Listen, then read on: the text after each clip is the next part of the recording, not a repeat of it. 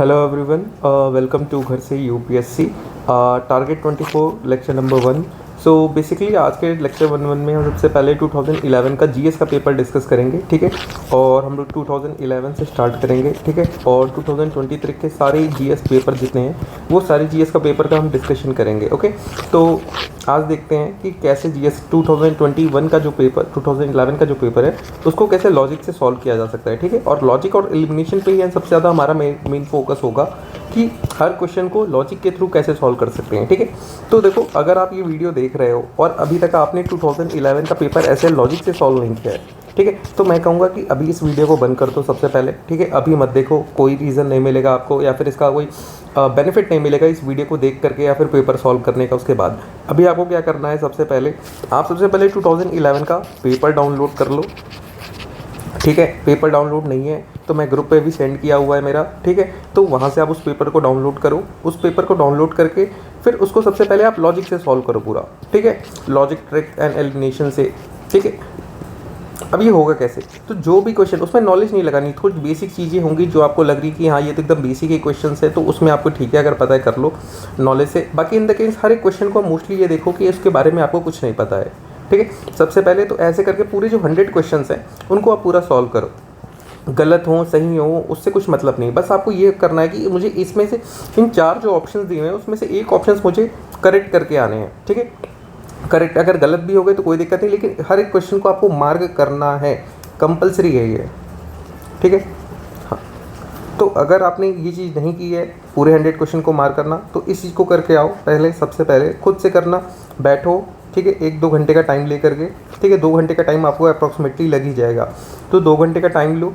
2 घंटे से ऊपर ही लगेंगे क्योंकि 2 घंटे तो एग्ज़ाम में मिलते हैं। तो और मोस्टली ये चीज़ आप करके रखना कि टाइम बाउंड मैनर में करना, ठीक है। कि एक वो लगा लो स्टॉप वॉच या घड़ी, उसमें 2 घंटे का टाइम लगा लो टाइमर, तो या फिर 1 आवर 45 मिनट्स लगा लोगे तो और ज़्यादा बेटर रहेगा।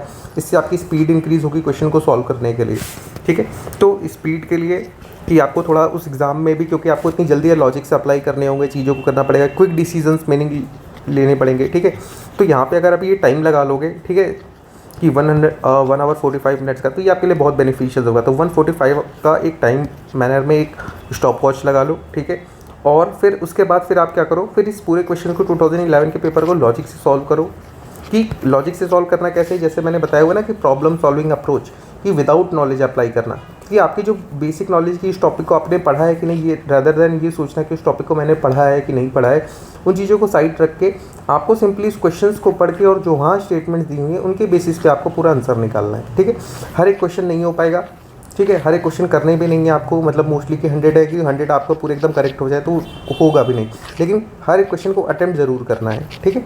अटेम्प्ट सारे क्वेश्चन को करना, उसके बाद फिर आगे फिर इस वीडियो से आपको क्या करना है, जो मैं यहाँ पे चीज़ें बताऊँगा उससे आप उसको क्रॉस चेक करना, ठीक है। तो कुछ क्वेश्चंस हो सकते हैं कि आपको लगता है कि मेरा लॉजिक बढ़िया है, कि जिस तरीके से मैंने किया है वो बेटर हो सकता है, और कुछ क्वेश्चंस में ऐसा होगा कि आपने जो लॉजिक लगाया है वो आपके लिए ज़्यादा बेटर हो सकता है। तो आंसर आना चाहिए, अगर मेरे या फिर किस क्वेश्चंस में अगर आपको लॉजिक ही नहीं समझ आ रहा है किस में क्या लॉजिक लग सकता है, तो वहाँ से मेरा ले सकते हो, ठीक है। उस तरीके को करके ऐसे तो हर एक क्वेश्चन को सॉल्व करने की कोशिश करनी है। मेन चीज़ ये है, आंसर लाना उतना मैटर नहीं करता अभी कि आंसर आ रहा है कि नहीं। मेन चीज़ ये है कि उस क्वेश्चन को अटेम्प्ट करने के लिए आपकी जो प्रैक्टिस है वो डेवलप हो रही है कि नहीं, ठीक है। तो सबसे पहले आपको ये प्रैक्टिस डेवलप करनी है कि हर एक क्वेश्चन को मुझे अटेम्प्ट करना है, ओके।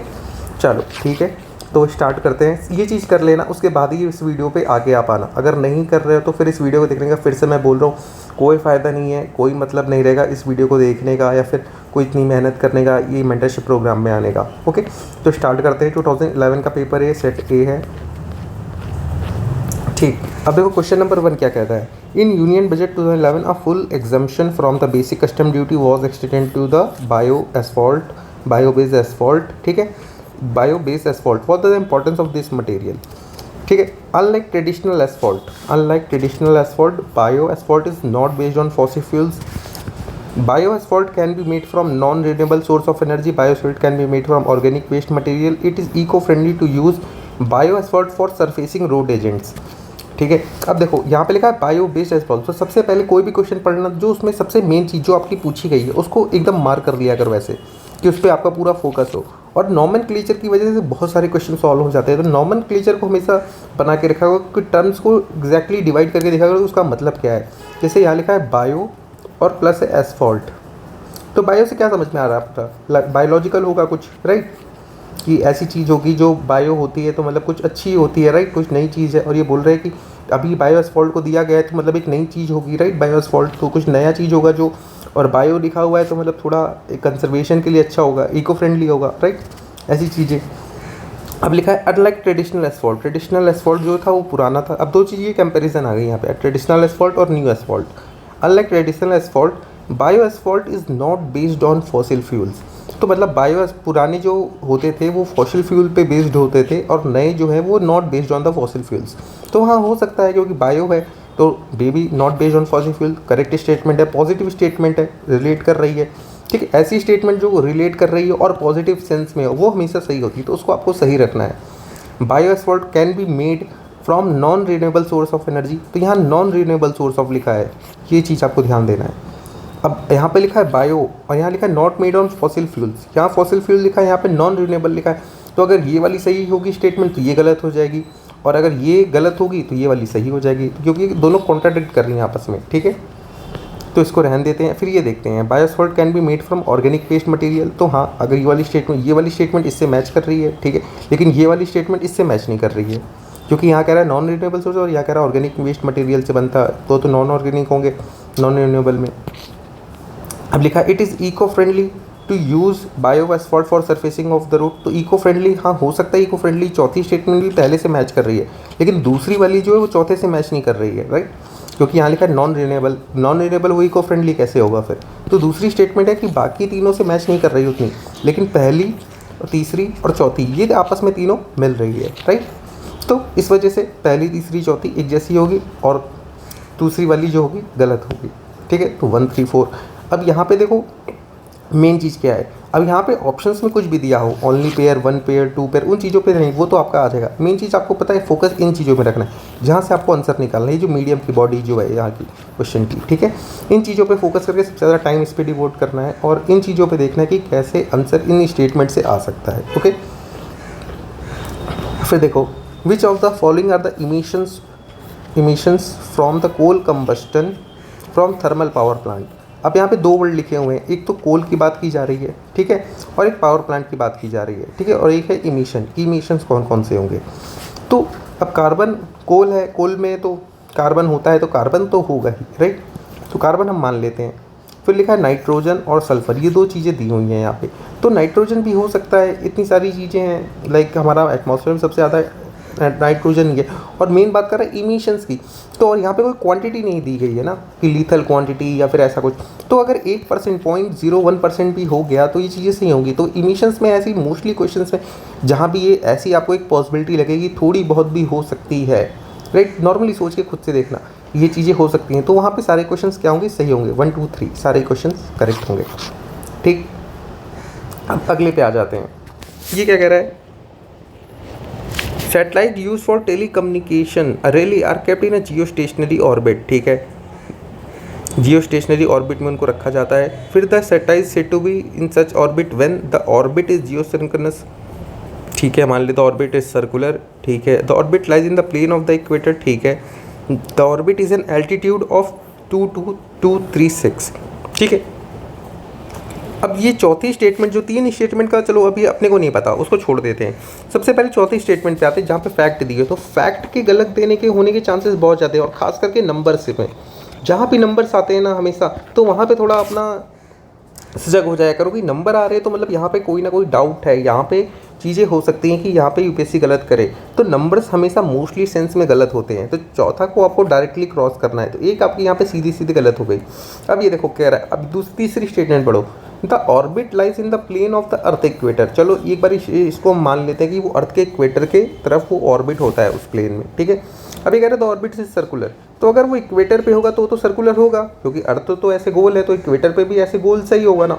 तो दूसरी और तीसरी स्टेटमेंट तो आपस में इनको रिलेट कर रही है, मतलब दूसरी तीसरी तो सही होगी ही, ठीक है, ये मान लिया। अभी कह रहा है ऑर्बिट इज जियो सिंक्रोनस, तो अर्थ के सिंक में ही हो सकता है, सर्कुलर है अर्थ के इक्वेटर है और वो सिंक्रोनस है, मतलब जिस हिसाब से अर्थ घूम रही है ना उसके हिसाब से वो भी सिंक करते हुए उसी के हिसाब से घूम रहा है, इसीलिए तो उसको स्टेशनरी बोलेंगे, क्योंकि वो अर्थ के साथ रोटेट कर रहा है। तो हमारे हिसाब से वो क्या होगा, एक ही पॉइंट पे, लेकिन अर्थ रोटेट करी तो उसके साथ ही साथ वो भी घूम रहा है, तो सिंक करते हुए घूम रहा है, राइट। तो ये तीनों स्टेटमेंट आपस में तीनों सही हो जाएंगी, तो 1 2 3, राइट। तो मोस्टली क्वेश्चन इसमें ध्यान देना है कि इससे क्या देखना है कि यूपीएससी जब भी कोई ऐसा फैक्ट देती है तो मोस्टली गलत होता है, ठीक है। फिर देखो, India has experience a persistent and high food inflation in the recent past, what could be the reason, ठीक।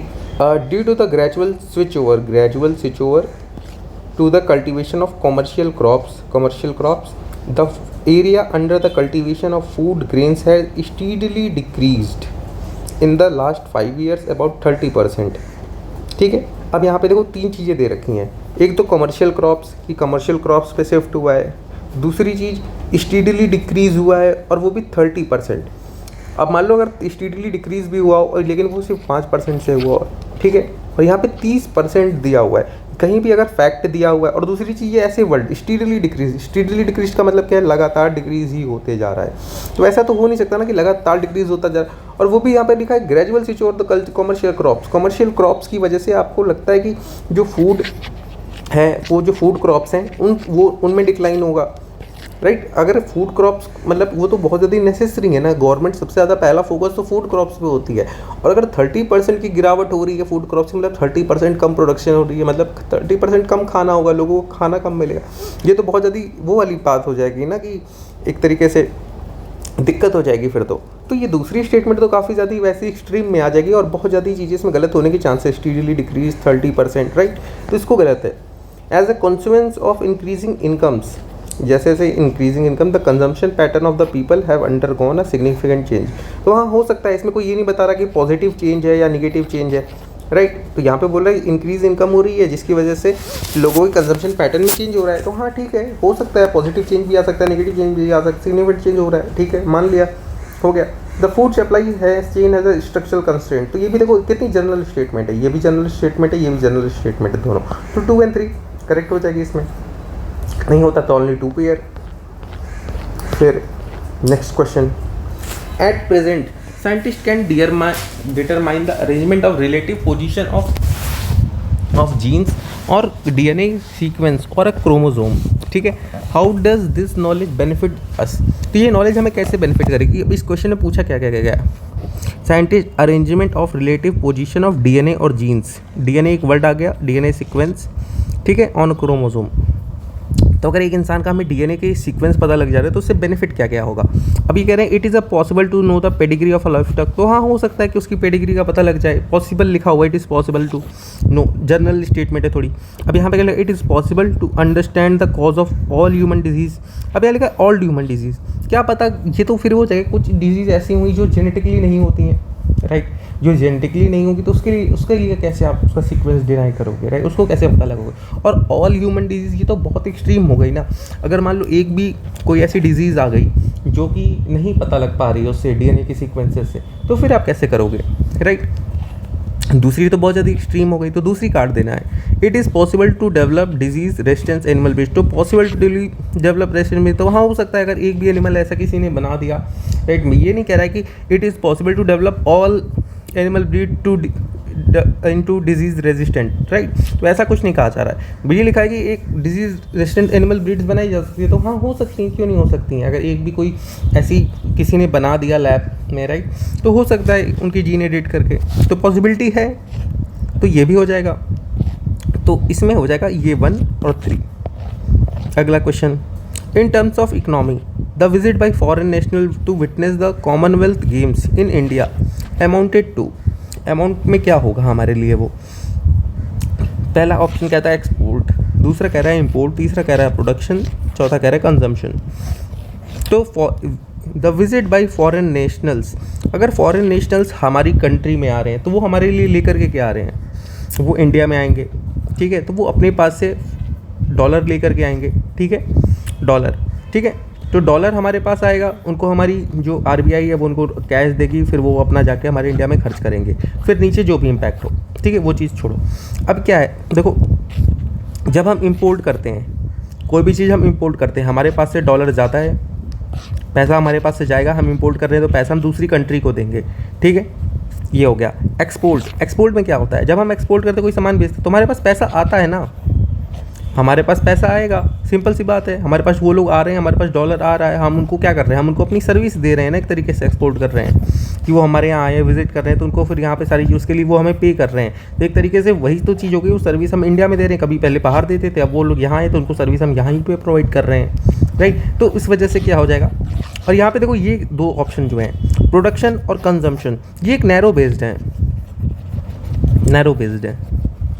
अब कंजम्पशन पे देखो, अमाउंटेड टू कंजम्पशन, कंजम्पशन पे क्यों नहीं होगा, कंजम्पशन पे इसलिए नहीं होगा कि कंजम्पशन एक नैरो बेस्ड ऑप्शन है। यहाँ पे अगर आप एक्सपोर्ट होगा तो एक्सपोर्ट में आपके कंजम्पशंस भी इंक्लूड हो जाएंगे, उन्होंने यहाँ पे जो आके कंजम्पशन जो इंक्लूड किए हैं उसको लेकर के, और कंजम्पशन ये डोमेस्टिक भी हो सकते हैं, बाहर के भी हो सकते हैं, राइट। तो उस चीज़ के लिए, लेकिन एक्सपोर्ट जो होता है मोस्टली वो फॉरेन नेशनल्स के लिए होगा, लेकिन कंजम्पशन तो डोमेस्टिक भी हो सकता है, राइट। तो वो चीज़ हो जाएगी। और प्रोडक्शन क्यों नहीं होगा, प्रोडक्शन कैसे होगा, वो यहाँ पे आके कुछ प्रोड्यूस तो ही ना कर रहे हैं, वो आएंगे या तो यहाँ पे कंज्यूम करेंगे, राइट, सर्विसेज को, हमारे जो गुड्स होंगे उनको, राइट। तो उस वजह से तो प्रोडक्शन तो होगा नहीं, तो सीधे सीधे आंसर इसमें एक्सपोर्ट हो जाएगा। तो ये चीज़ आपको तो वहाँ पे सोचनी पड़ेगी इस तरीके से कि वो चीज़ आ रही है तो वो क्या लेकर के आ रहे हैं, वो आ रहे हैं तो सबसे पहले क्या आएगा, हमारे पास डॉलर आएगा। तो डॉलर इन सारे ऑप्शंस में किस में आता है, डॉलर इन सब में, सब एक्सपोर्ट पे ही आता है। तो ऐसे करते तो भी हो जाता है। फिर अगला question, microbial fuel cell are considered a source of sustainable energy. तो यहाँ पे दो चीज़ें हैं, माइक्रोबियल फ्यूल सेल और सोर्स ऑफ सस्टेनेबल एनर्जी, ठीक है। They use living organisms as catalyst to generate electricity from certain substrata. तो माइक्रोबियल फ्यूल सेल, यहाँ पे एक वर्ड दिया हुआ माइक्रोबियल, तो माइक्रोबियल मतलब किससे रिलेट कर रहा है, माइक्रोब से, ठीक है। अब माइक्रोब से रिलेट कर रहा है और यहाँ बोल रहा है फ्यूल सेल, ठीक है। तो लिविंग ऑर्गेनिज्म तो माइक्रोब से रिलेट कर रहा है ये, हाँ ठीक है। As a catalyst to generate electricity from certain substrata, तो हाँ हो सकता है, यहाँ पे लिखा है ना सेल्स के बारे में बात कर रहा है, तो सेल्स की वजह से यहाँ पे आ जाएगा इलेक्ट्रिसिटी, ठीक है। ये दोनों चीज़ करेक्ट हो रही हैं। फिर they use a variety of inorganic material as substrata. अब यहाँ पे इनऑर्गेनिक दे रखा है कि वेराइटी ऑफ इनऑर्गेनिक मटेरियल, तो इनऑर्गेनिक, और यहाँ पे क्या कह रहे हैं, ये यहाँ पे बोला गया है कि ये सस्टेनेबल एनर्जी के लिए है। सस्टेनेबल एनर्जी है तो फिर तो वो ऑर्गेनिक मटेरियल होगा ना, इनऑर्गेनिक क्यों होगा, अगर इनऑर्गेनिक होगा तो फिर सस्टेनेबल कैसे हो गया वो, राइट। तो यहाँ पे क्या होगा, ऑर्गेनिक होगा, तो यहाँ पे इनऑर्गेनिक इन्होंने दे रखा है, ठीक। तो हर एक स्टेटमेंट को आपको ऐसे पूरे क्वेश्चन से जज करना है कि क्वेश्चन में जो कीवर्ड दिए हैं उनसे वो मैच कर रहा है कि नहीं। सस्टेनेबल एनर्जी है और यहाँ पे इनऑर्गेनिक दे रखा, तो ये भी नहीं होगा, दूसरा गलत हो जाएगा। They can be installed in a waste water treatment plants to clean water and produce electricity. तो हाँ हो सकता है, इलेक्ट्रिसिटी प्रोड्यूस सेल्स की बात की गई है, ठीक है। वेस्ट ट्रीटमेंट प्लांट्स की बात कर रहा है कि क्लीन करने के लिए हो सकते हैं, तो वहाँ हो सकते हैं, क्यों नहीं हो सकते हैं उनको करके, ठीक है। तो हो गया 1 और 3। फिर which of the following statement appropriately describe the physical stimulus. Physical stimulus की बात की जा रही है, तो फिजिकल का मतलब क्या, जनरली गवर्नमेंट से रिलेटेड है, राइट। गवर्नमेंट फिजिकल बजट लेके आती है एक ईयर का, और फिजिकल स्टिमुलस की बात की गई है ना। तो स्टिमुलस एक इसका हिंदी में भी पढ़ लेते हैं कि इसका क्या मतलब होगा, कुछ खा कुछ रहा है, इसके कारण क्या हो सकते हैं, कुछ खा सफीती, यार हिंदी में तो काफ़ी डिफ़िकल्ट हो जाएगा इसमें, तो इंग्लिश में रहने देते हैं। फिजिकल स्टिमुलस तो वैसे सबको पता ही ना कि एक्स्ट्रा अमाउंट अगर वो पे कर रही है, थोड़ा एक तरीके से बोल सकते हो एक्स्ट्रा खर्च कर रही है, राइट। तो it is a massive investment by the government in the manufacturing sector to ensure the supply of goods to meet the demand caused by the rapid economic growth, ठीक है, मान लिया एक। दूसरा कह रहा है कि it is an intense affirmative action of the government to boost the economic activity in the country, ठीक है, मान लिया। तीसरा, it is a government intensive action to on financial institutions to ensure the disbursement of loans to agriculture and allied sector to promote greater food production and contain food inflation, ठीक है। It is an extreme affirmative action by the government to pursue policy of financial inclusion, ठीक है। अब ये देखो option B में भी यहाँ पे इंटेंस अफर्मेटिव एक्शन दिया हुआ है, यहाँ पे एक्सट्रीम अफर्मेटिव एक्शन दिया हुआ है, तो ये दोनों कीवर्ड सेम टाइप के हैं लगभग, ठीक है। ये पर्टिकुलर एक सेक्टर के बारे में बात कर रहा है, मैन्युफैक्चरिंग सेक्टर के बारे में बात कर रहा है, ये एक बात कर रहा है फाइनेंशियल इंस्टीट्यूशंस के बारे में। तो अपने को पता है कि जब भी ऐसे कोई दो स्टेटमेंट्स आते हैं जहाँ पे दो ऑप्शन सेम हो लगभग, एक्सट्रीम अफर्मेटिव एक्शन और यहाँ पे इंटेंस की बात कर रहे हैं या एक्सट्रीम की बात कर रहा है, राइट। तो इसमें क्या हो जाएगा, तो आंसर हमेशा ऐसे ही दोनों में होता है, ये चीज़ याद रखना है। इस चीज़ के लिए ऑप्शन हमेशा ध्यान से पढ़ना, रिलेट करके, ठीक है। इस चीज़ पे सबसे ज़्यादा ध्यान देना। यहाँ पे इंटेंस अफर्मेटिव एक्शन दिया हुआ है, ठीक है, और यहाँ पे एक्सट्रीम अफर्मेटिव एक्शन दिया हुआ है। और दूसरी चीज़ यहाँ पे क्या बात कर रहा है, अब इन दोनों ऑप्शन में आ गए हम, इन दोनों को हमने काट दिया कि आंसर तो इन्हीं दोनों में होगा। कि अब यहाँ लिखा है of the government to boost economic activity in the country, तो बूस्ट इकोनॉमिक एक्टिविटी की बात कर रहा है और यहाँ पे फाइनेंशियल इंक्लूजन की बात कर रहा है। तो इसमें दोनों में से आप देखोगे सबसे ज़्यादा ब्रॉड बेस्ड ऑप्शन कौन सा है। ब्रॉड बेस्ड ऑप्शन हमेशा क्या है, ये बूस्ट इकोनॉमिक एक्टिविटी। कैसे, अब ये फाइनेंशियल इंक्लूजन है तो ये सिर्फ एक सेक्टर की बात कर रहा है कि फाइनेंशियली आपको इंक्लूड करना है, लेकिन अब ये इकोनॉमिक एक्टिविटी को बूस्ट करने की बात कर रहा है। तो इसके लिए ये वाला जो ऑप्शन है आपका फाइनेंशियल इंस्टीट्यूशन का लोन डिस्पर्समेंट, तो इकोनॉमिक एक्टिविटी अगर इंक्रीज़ होगी तो लोन भी ज़्यादा डिस्पर्स होंगे, ठीक है, तो ये भी सही हो जाएगा। फिर ये कह रहा है कि मैन्युफैक्चरिंग सेक्टर की massive investment in the government by the manufacturing sector, तो मैन्युफैक्चरिंग सेक्टर भी क्या नाम है, बूस्टअप होगा। हाँ, इकोनॉमिक एक्टिविटी बूस्ट हो रही है तो मैन्युफैक्चरिंग सेक्टर भी तो बूस्टअप होगा। तो इससे ये वाला ऑप्शन भी इसमें इंक्लूड हो जा रहा है, ये वाला भी हो जा रहा है। और यहाँ पे फाइनेंशियल इंक्लूजन, तो अगर इकोनॉमिक एक्टिविटी बूस्ट होगी तो इसका मतलब पैसा और बढ़ेगा, राइट। जीडीपी ग्रोथ होगी तो और लोग भी फाइनेंशियल इंक्लूजन होगा उनका, राइट।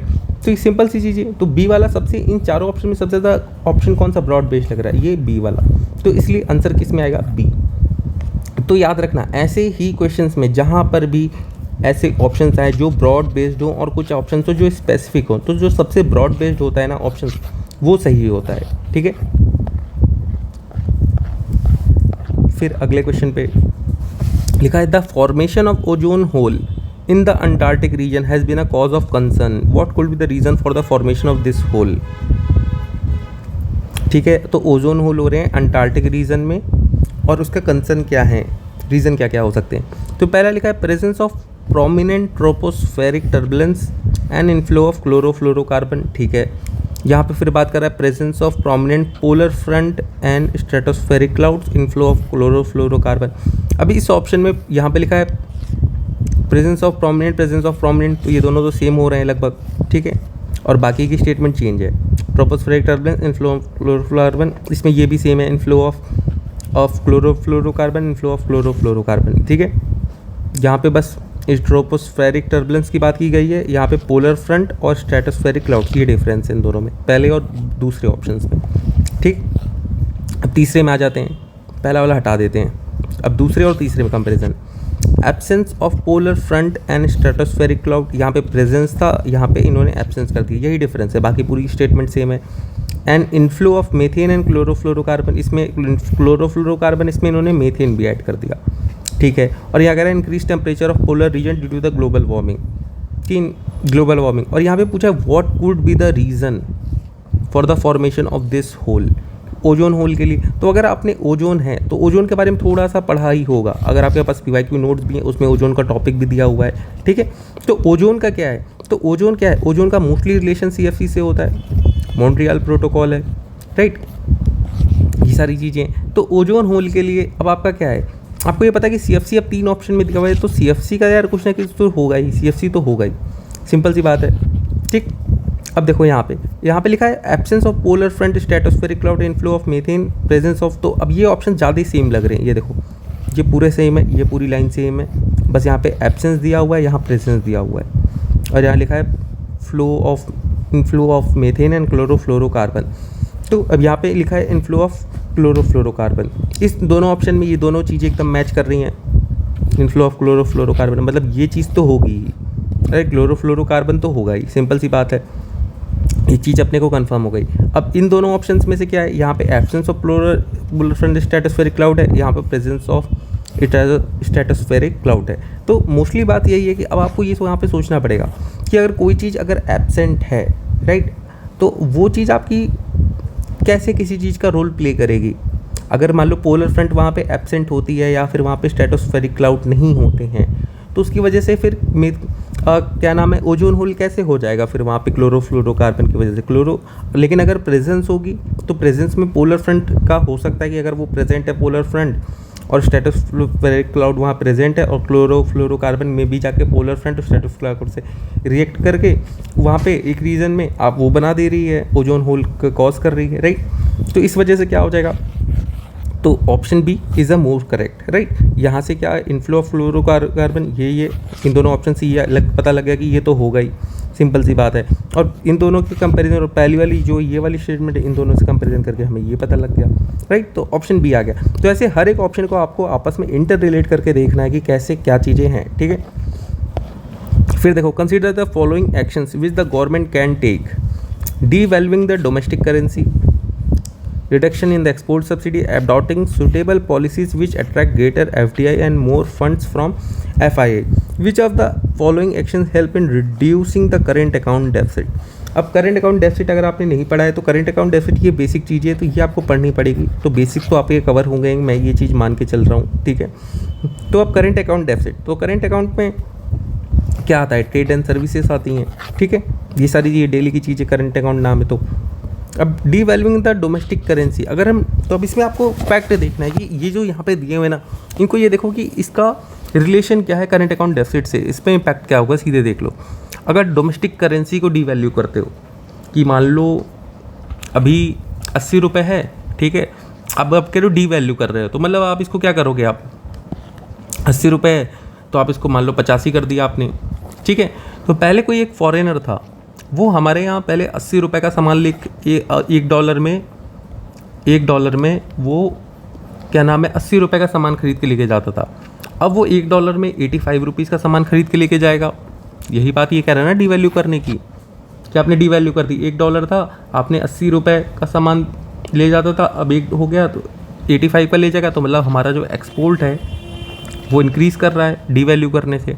तो मतलब अगर एक्सपोर्ट इंक्रीज़ कर रहा है तो हमारा करंट अकाउंट डेफिसिट हमारा रिड्यूस होगा, सिंपल सी बात है, ठीक है। तो पहली स्टेटमेंट तो सही होगी, ये अपने को पता लग गया। दूसरी कह रही reduction in the export subsidy. अगर आप एक्सपोर्ट सब्सिडी पहले दे रहे थे, लोग एक्सपोर्ट कर रहे थे, आपने सब्सिडी देनी बंद कर दी, तो जाहिर सी बात है कुछ लोग एक्सपोर्ट करना बंद भी कर देंगे कि भाई अब थोड़ा, या फिर कम करेंगे थोड़ा, राइट। तो इसकी वजह से क्या, दूसरा वाला ऑप्शन तो सीधे सीधे हो गया कि नहीं, ये तो नहीं होगा।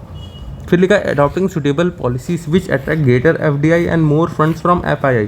तो हाँ, हो सकता है कि थोड़ा भी अगर इम्पैक्ट हुआ और पैसे आ रहे हैं, डॉलर आ रहा है, इन दोनों की वजह से इनफ्लो हो रहा है हमारे पास, जाहिर सी बात है करंट अकाउंट डेफिसिट थोड़ा सा तो कम होगा ही, राइट, कुछ ना कुछ तो इम्पैक्ट होगा। तो 1 और 3 आंसर आ गया आपका इसमें। फिर देखो 11 पे आ जाते हैं। द कॉन्स्टिट्यूशन का 73rd अमेंडमेंट एक्ट है 1992 का जी एम करता है प्रमोटिंग पंचायती राज इंस्टीट्यूशंस को in the country, provide for the following.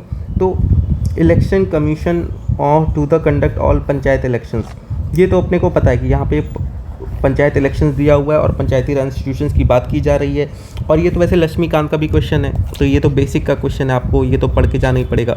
Polity के मोस्टली क्वेश्चंस क्या होंगे ना, कि वो तो एकदम श्योर शॉट वाले होते हैं कि अगर आपने उन चीज़ों को पढ़ा है तो डायरेक्टली हो जाएंगे आपके, नहीं तो फिर उसमें थोड़ा सा लॉजिक में आपको थोड़ी दिक्कत होती है बहुत सारे क्वेश्चंस में, क्योंकि बहुत सी चीज़ों में ऐसा होता है कि अब जैसे कोई प्रेसिडेंट और गवर्नर का हो गया, कहीं पे प्रेसिडेंट अपॉइंट करता है या गवर्नर अपॉइंट करता है, प्रेसिडेंट रिमूव करता है, राइट।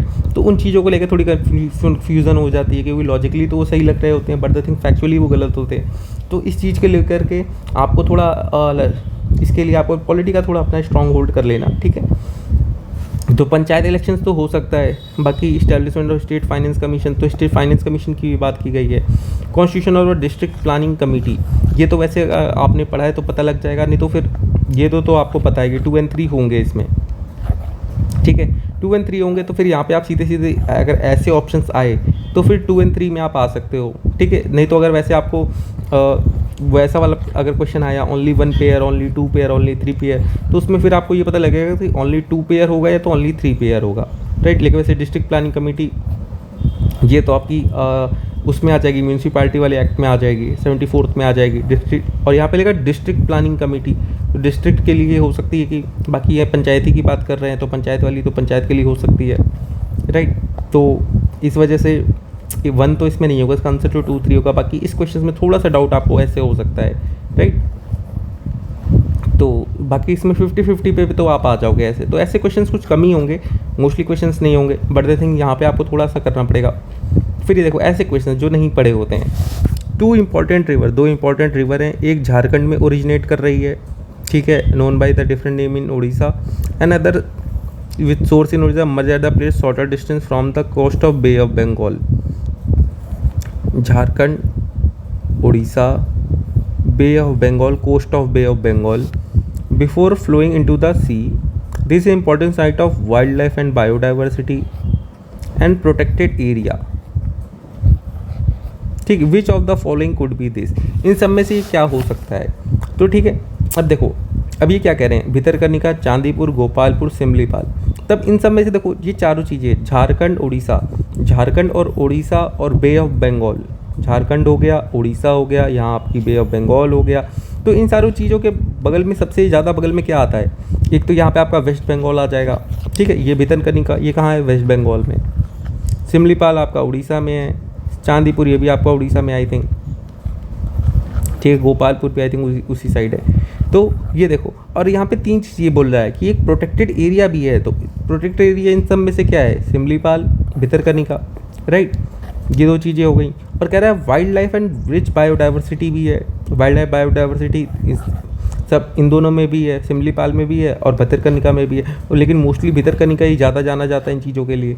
और ये कह रहा है coast of the Bay of Bengal, और यहाँ पे कह रहे हैं कि दो रिवर भी आके मिल रही हैं। तो भितरकनिका में अपने को पता है ना, मैंग्रोव्स वगैरह हैं, काफ़ी चीज़ें, राइट। तो मैंग्रोव्स कहाँ पे होते हैं, जहाँ पे पानी ज़्यादा होता है, बहुत सारी चीज़ें। और यहाँ पे कह रहे हैं दो नदियाँ आके मिल रही हैं एट अ शॉर्टर डिस्टेंस। तो मोस्टली इन चारों ऑप्शंस को अगर Jharkhand, Orissa, coast of Bay of Bengal, wild life and biodiversity, protected area, तो इन सारी चीज़ों को मिला के सबसे जो करेक्ट लग रहा है वो भितरकनिका ही लग रहा है इसमें, राइट। तो ऐसे करके थोड़ा आप इसमें निकाल सकते हो कि चारों ऑप्शन से मिला के इन चारों में से सबसे ज़्यादा करेक्ट कौन सा कर रहा है, ठीक है।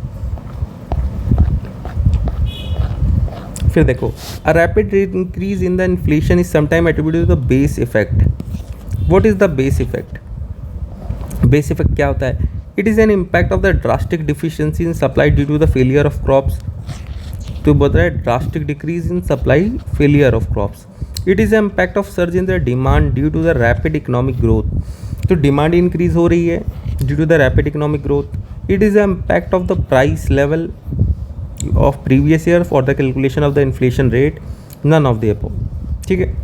अब यहाँ पे दो चीज़ें बोल रही हैं, a rapid increase in the rate of inflation is sometime attributed to the base effect, ठीक है, ऐसी ये बात कर रहे हैं। तो बेस इफेक्ट की यहाँ पे अब बात हो रही है, तो और इन्फ्लेशन की बात हो रही है। इन्फ्लेशन का मतलब क्या होता है कि प्राइस इंक्रीज होना, ठीक है, प्राइस इंक्रीज हो रही हैं, और बेस इफेक्ट के रिलेशन में पूछ रहा है। तो अब यहाँ पे इन्हीं चारों ऑप्शन में से एक ही ऑप्शन सी है जो प्राइस की बात कर रहा है, राइट, जो इन्फ्लेशन से रिलेट कर रहा है, impact of price level of the previous year.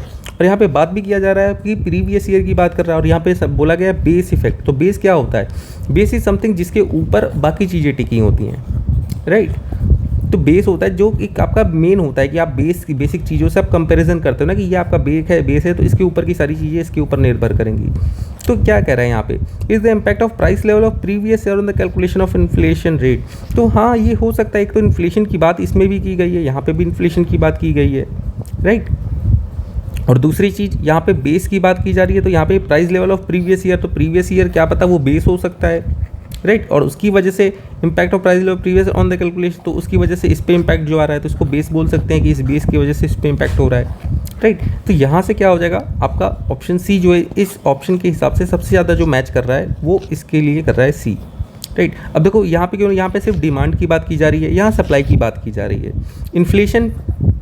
Inflation हो रही है अगर, ठीक है, तो वो तो डिमांड के इंक्रीज़ होने से भी हो सकती है और सप्लाई के रिड्यूस भी होने से हो सकती है ना। तो ये दोनों चीज़ें हो जाएंगी ना फिर तो।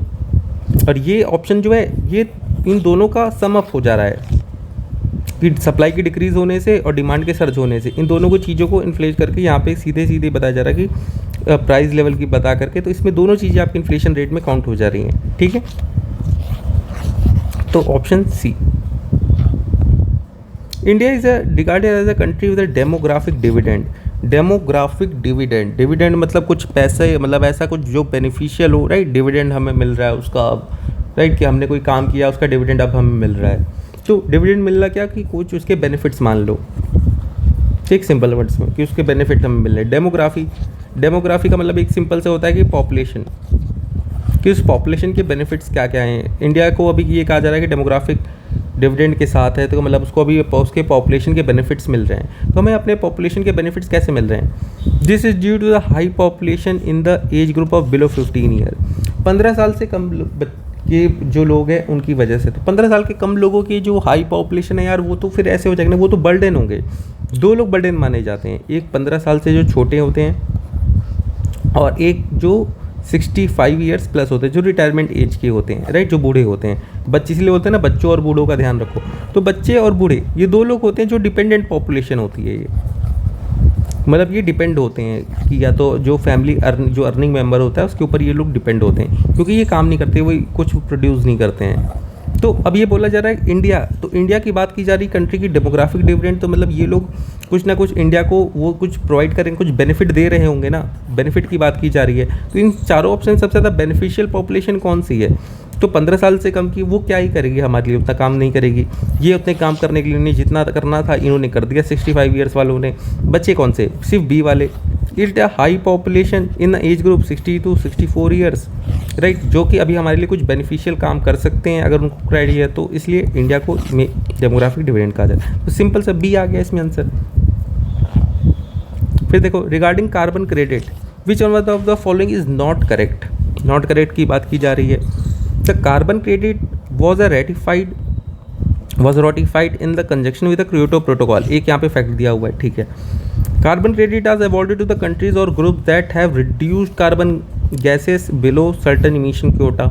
तो ठीक है, मान लेते हैं नाम में दिया हुआ है कार्बन क्रेडिट, तो कार्बन प्लस क्रेडिट, ठीक है। कार्बन के लिए आपको क्रेडिट दिया जा रहा है। क्रेडिट मतलब एक तरीके से आपने कुछ किया तो आपके बैंक अकाउंट में क्रेडिट होते हैं ना, पैसे क्रेडिट होते हैं, इतने क्रेडिट टू योर अकाउंट। तो हो सकता है ऐसे हो कि this much carbon has been credited to your account, इसलिए आपको वो चीज़ मिल गई है। ये तो कार्बन क्रेडिट क्या पता इसलिए दे रहे हो। तो अवॉर्डेड टू कंट्रीज और group that have reduce carbon, तो हाँ हो सकता है उनको अवार्ड में दिया हो, रिमिशन कोटा के बिलो अगर कर रहे हैं तो उनको कार्बन क्रेडिट दी जा रही है, कितना और आप कर सकते हो, ठीक है। दूसरी अपने को ये पता लग गया कि बी वाली स्टेटमेंट तो मतलब करेक्ट होगी। और यहाँ पे पूछा गया, यहाँ पे नॉट करेक्ट पूछा है, इस चीज़ का हमें ध्यान रखना है। तो मतलब 3 तो सही होंगी और एक गलत होगी ना, तो एक गलत अपने को निकालनी है, या फिर 3 सही निकाल लो, एक सही पता लग गई। The goal of the carbon credit system is to limit the increase of carbon dioxide emissions. तो हाँ ये भी हो सकता है, ये तो अच्छी चीज़ बता रहा है पॉजिटिव सेंस में, ठीक है। तो अपने को 2 स्टेटमेंट ऐसी पता लग गई कि जो सही है। अब नॉट करेक्ट पूछा है तो करेक्ट पहले ढूंढ लो, 3 करेक्ट होंगे क्योंकि। अब यहाँ पे बचा क्या, एक क्वेश्चन ये क्योटो प्रोटोकॉल बचा, एक चौथा ऑप्शन हमारा बचा है carbon credit are traded at a fixed price, ठीक है, from time to time by UNEP। अब UNEP दे दिया यहाँ पे। तो अब ये 2 ऑप्शंस आ गए जो एकदम फैक्चुअल हैं। एक तो कह रहा है कि क्योटो प्रोटोकॉल के बारे में बात कर रहा है और एक UNEP की बात कर रहा है। तो यहाँ पे देखो अब थोड़ा रूल आपका बेसिक्स का भी आ जाता है कि अगर आपने PIQ करें, क्योंकि क्योटो प्रोटोकॉल हमेशा बहुत बार पूछा गया है, राइट। और दूसरी चीज़ क्या है कि अगर आपको ये पता है कि क्योटो प्रोटोकॉल अगर आपको थोड़ा सा भी पता है कि क्लाइमेट चेंज से रिलेटेड है, तो क्या पता कि credit system conjunction ratified in conjunction with Kyoto protocol, तो ये हो सकता है। लेकिन यहाँ पे एक बॉडी का नाम दिया हुआ है UNEP, और ये बोला are traded at a fix price from type by UNEP। तो UNEP United Nation environment programme है, वो तो एक प्रोग्राम है यार, इन्वायरमेंट कोई ऐसी बॉडी नहीं है, अथॉरिटी नहीं है, राइट, कि वो ट्रेड करे। और ऐसा कोई ट्रेडिंग बॉडी भी नहीं है ये ना, वो ट्रेड करेगी उस चीज़ के लिए कि वो अलॉट करेगी, राइट। वो कंट्रीज़ हैं उसके लिए क्या पता उन्होंने एक अपनी एक अलग बॉडी। और ऐसे क्वेश्चंस जो होते हैं जहाँ पे ऐसी कोई बॉडी दे दे, ऐसी कोई ये फैक्चुअल चीज़ है, ऐसी कोई बॉडी, तो वो मोस्टली गलत होती है। और ऐसे क्वेश्चन में तो आप सीधे कर सकते हो मार्क कर के आना, रिस्क ले लेना, कोई दिक्कत नहीं। अगर आपको भले भी सही लग रही है कि मतलब चांसेस लग रहे हैं कि मन में आ रहा है सही हो सकती नहीं हो सकती, तो ये चीज़ याद रखना कि ऐसे क्वेश्चन में अगर 1-2 क्वेश्चन ऐसे गलत भी हो जा रहे हैं ना, आपके कोई दिक्कत नहीं, लेकिन मैक्सिमम क्वेश्चन ऐसे आपके सही हो जाएंगे। दैट द थिंग यहाँ पे, क्योंकि आपको मैक्सिमाइज करना है ना। मान लो आपके 2 क्वेश्चन गलत सही हो जा रहे हैं, अगर आपने ऐसे कह रहा है फैक्ट को सही कर दिया, 2 क्वेश्चन आपके वहाँ पे सही हो गए, बट द थिंग आपको ये देखना है ना कि ओवरऑल कितने हो रहे हैं। ओवरऑल आपके 5 क्वेश्चन इन फैक्चुअल को चीज़ सही करने से आपके गलत हो गए, तो फिर क्या मतलब रह गया, 5 गलत कर रहे हो 2 सही कर रहे हो। तो हमें मैक्सिमाइज करना है, ओके। तो ये क्या होगा, जब भी ऐसी कोई स्टैटिक बॉडी आ जाए तो बॉडी तो मोस्टली गलत होती है, तो डी गलत हो जाएगा। आंसर क्या होगा, ए। फिर which of the following is not a value added tax. Not के बारे में बात कर रहा है, value added tax. Value added tax से नाम में ही क्या पता लग रहा है, वैल्यू होगी, एडिशन, कुछ वैल्यू एडिशन हुई है, उसके ऊपर टैक्स लगाया जा रहा है, ठीक है। अब बोल रहा है multi point destination based taxation of system, इसका अपोजिट क्या होगा, single point destination. Single point मतलब डेस्टिनेशन बेस्ड हो सकता है, ये बोल लो अपोजिट। तुम इसको अभी रख देते हैं कि डाउट में कि सही है कि नहीं है, कुछ पता नहीं लग रहा, आगे पढ़ते हैं। It is a tax levied on the addition at a age of transaction in the, it is a tax levied on the value addition at each stage of transaction in the production distribution chain. तो हाँ, value addition की बात कर रहा है, नाम से ही पता लग रहा है कि टैक्स ऐसा जो वैल्यू एडिशन पे लगा हो। दूसरी स्टेटमेंट सही है, अपने को एक सही पता लग गई। अब दो और ढूंढनी है कि सही कौन सी हो सकती है। It is a tax on the final consumption of the goods and service and must ultimately borne by the consumer, ठीक है। अब कंज्यूमर की जगह यहाँ प्रोड्यूसर हो सकता है, ये चीज़ हो सकती है ना इसमें कि फाइनल कंजम्पशन पे और वैल्यू एडिशन की जा रही है। तो वैल्यू एडिशन, अगर मान लो कोई भी चीज़ वैल्यू एडिशन की गई है, कोई एक कंपनी है, उसने उसमें सामान खरीदा, रॉ मटेरियल, उस पर फिर वैल्यू ऐड करके आगे बेच दिया, तो वैल्यू एडिशन का एट लास्ट जो बेनिफिट लेगा वो कौन लेगा, ये बताओ। उसका बेनिफिट कौन ले रहा है, जो वैल्यू एडिशन का, कंज्यूमर ले रहा है।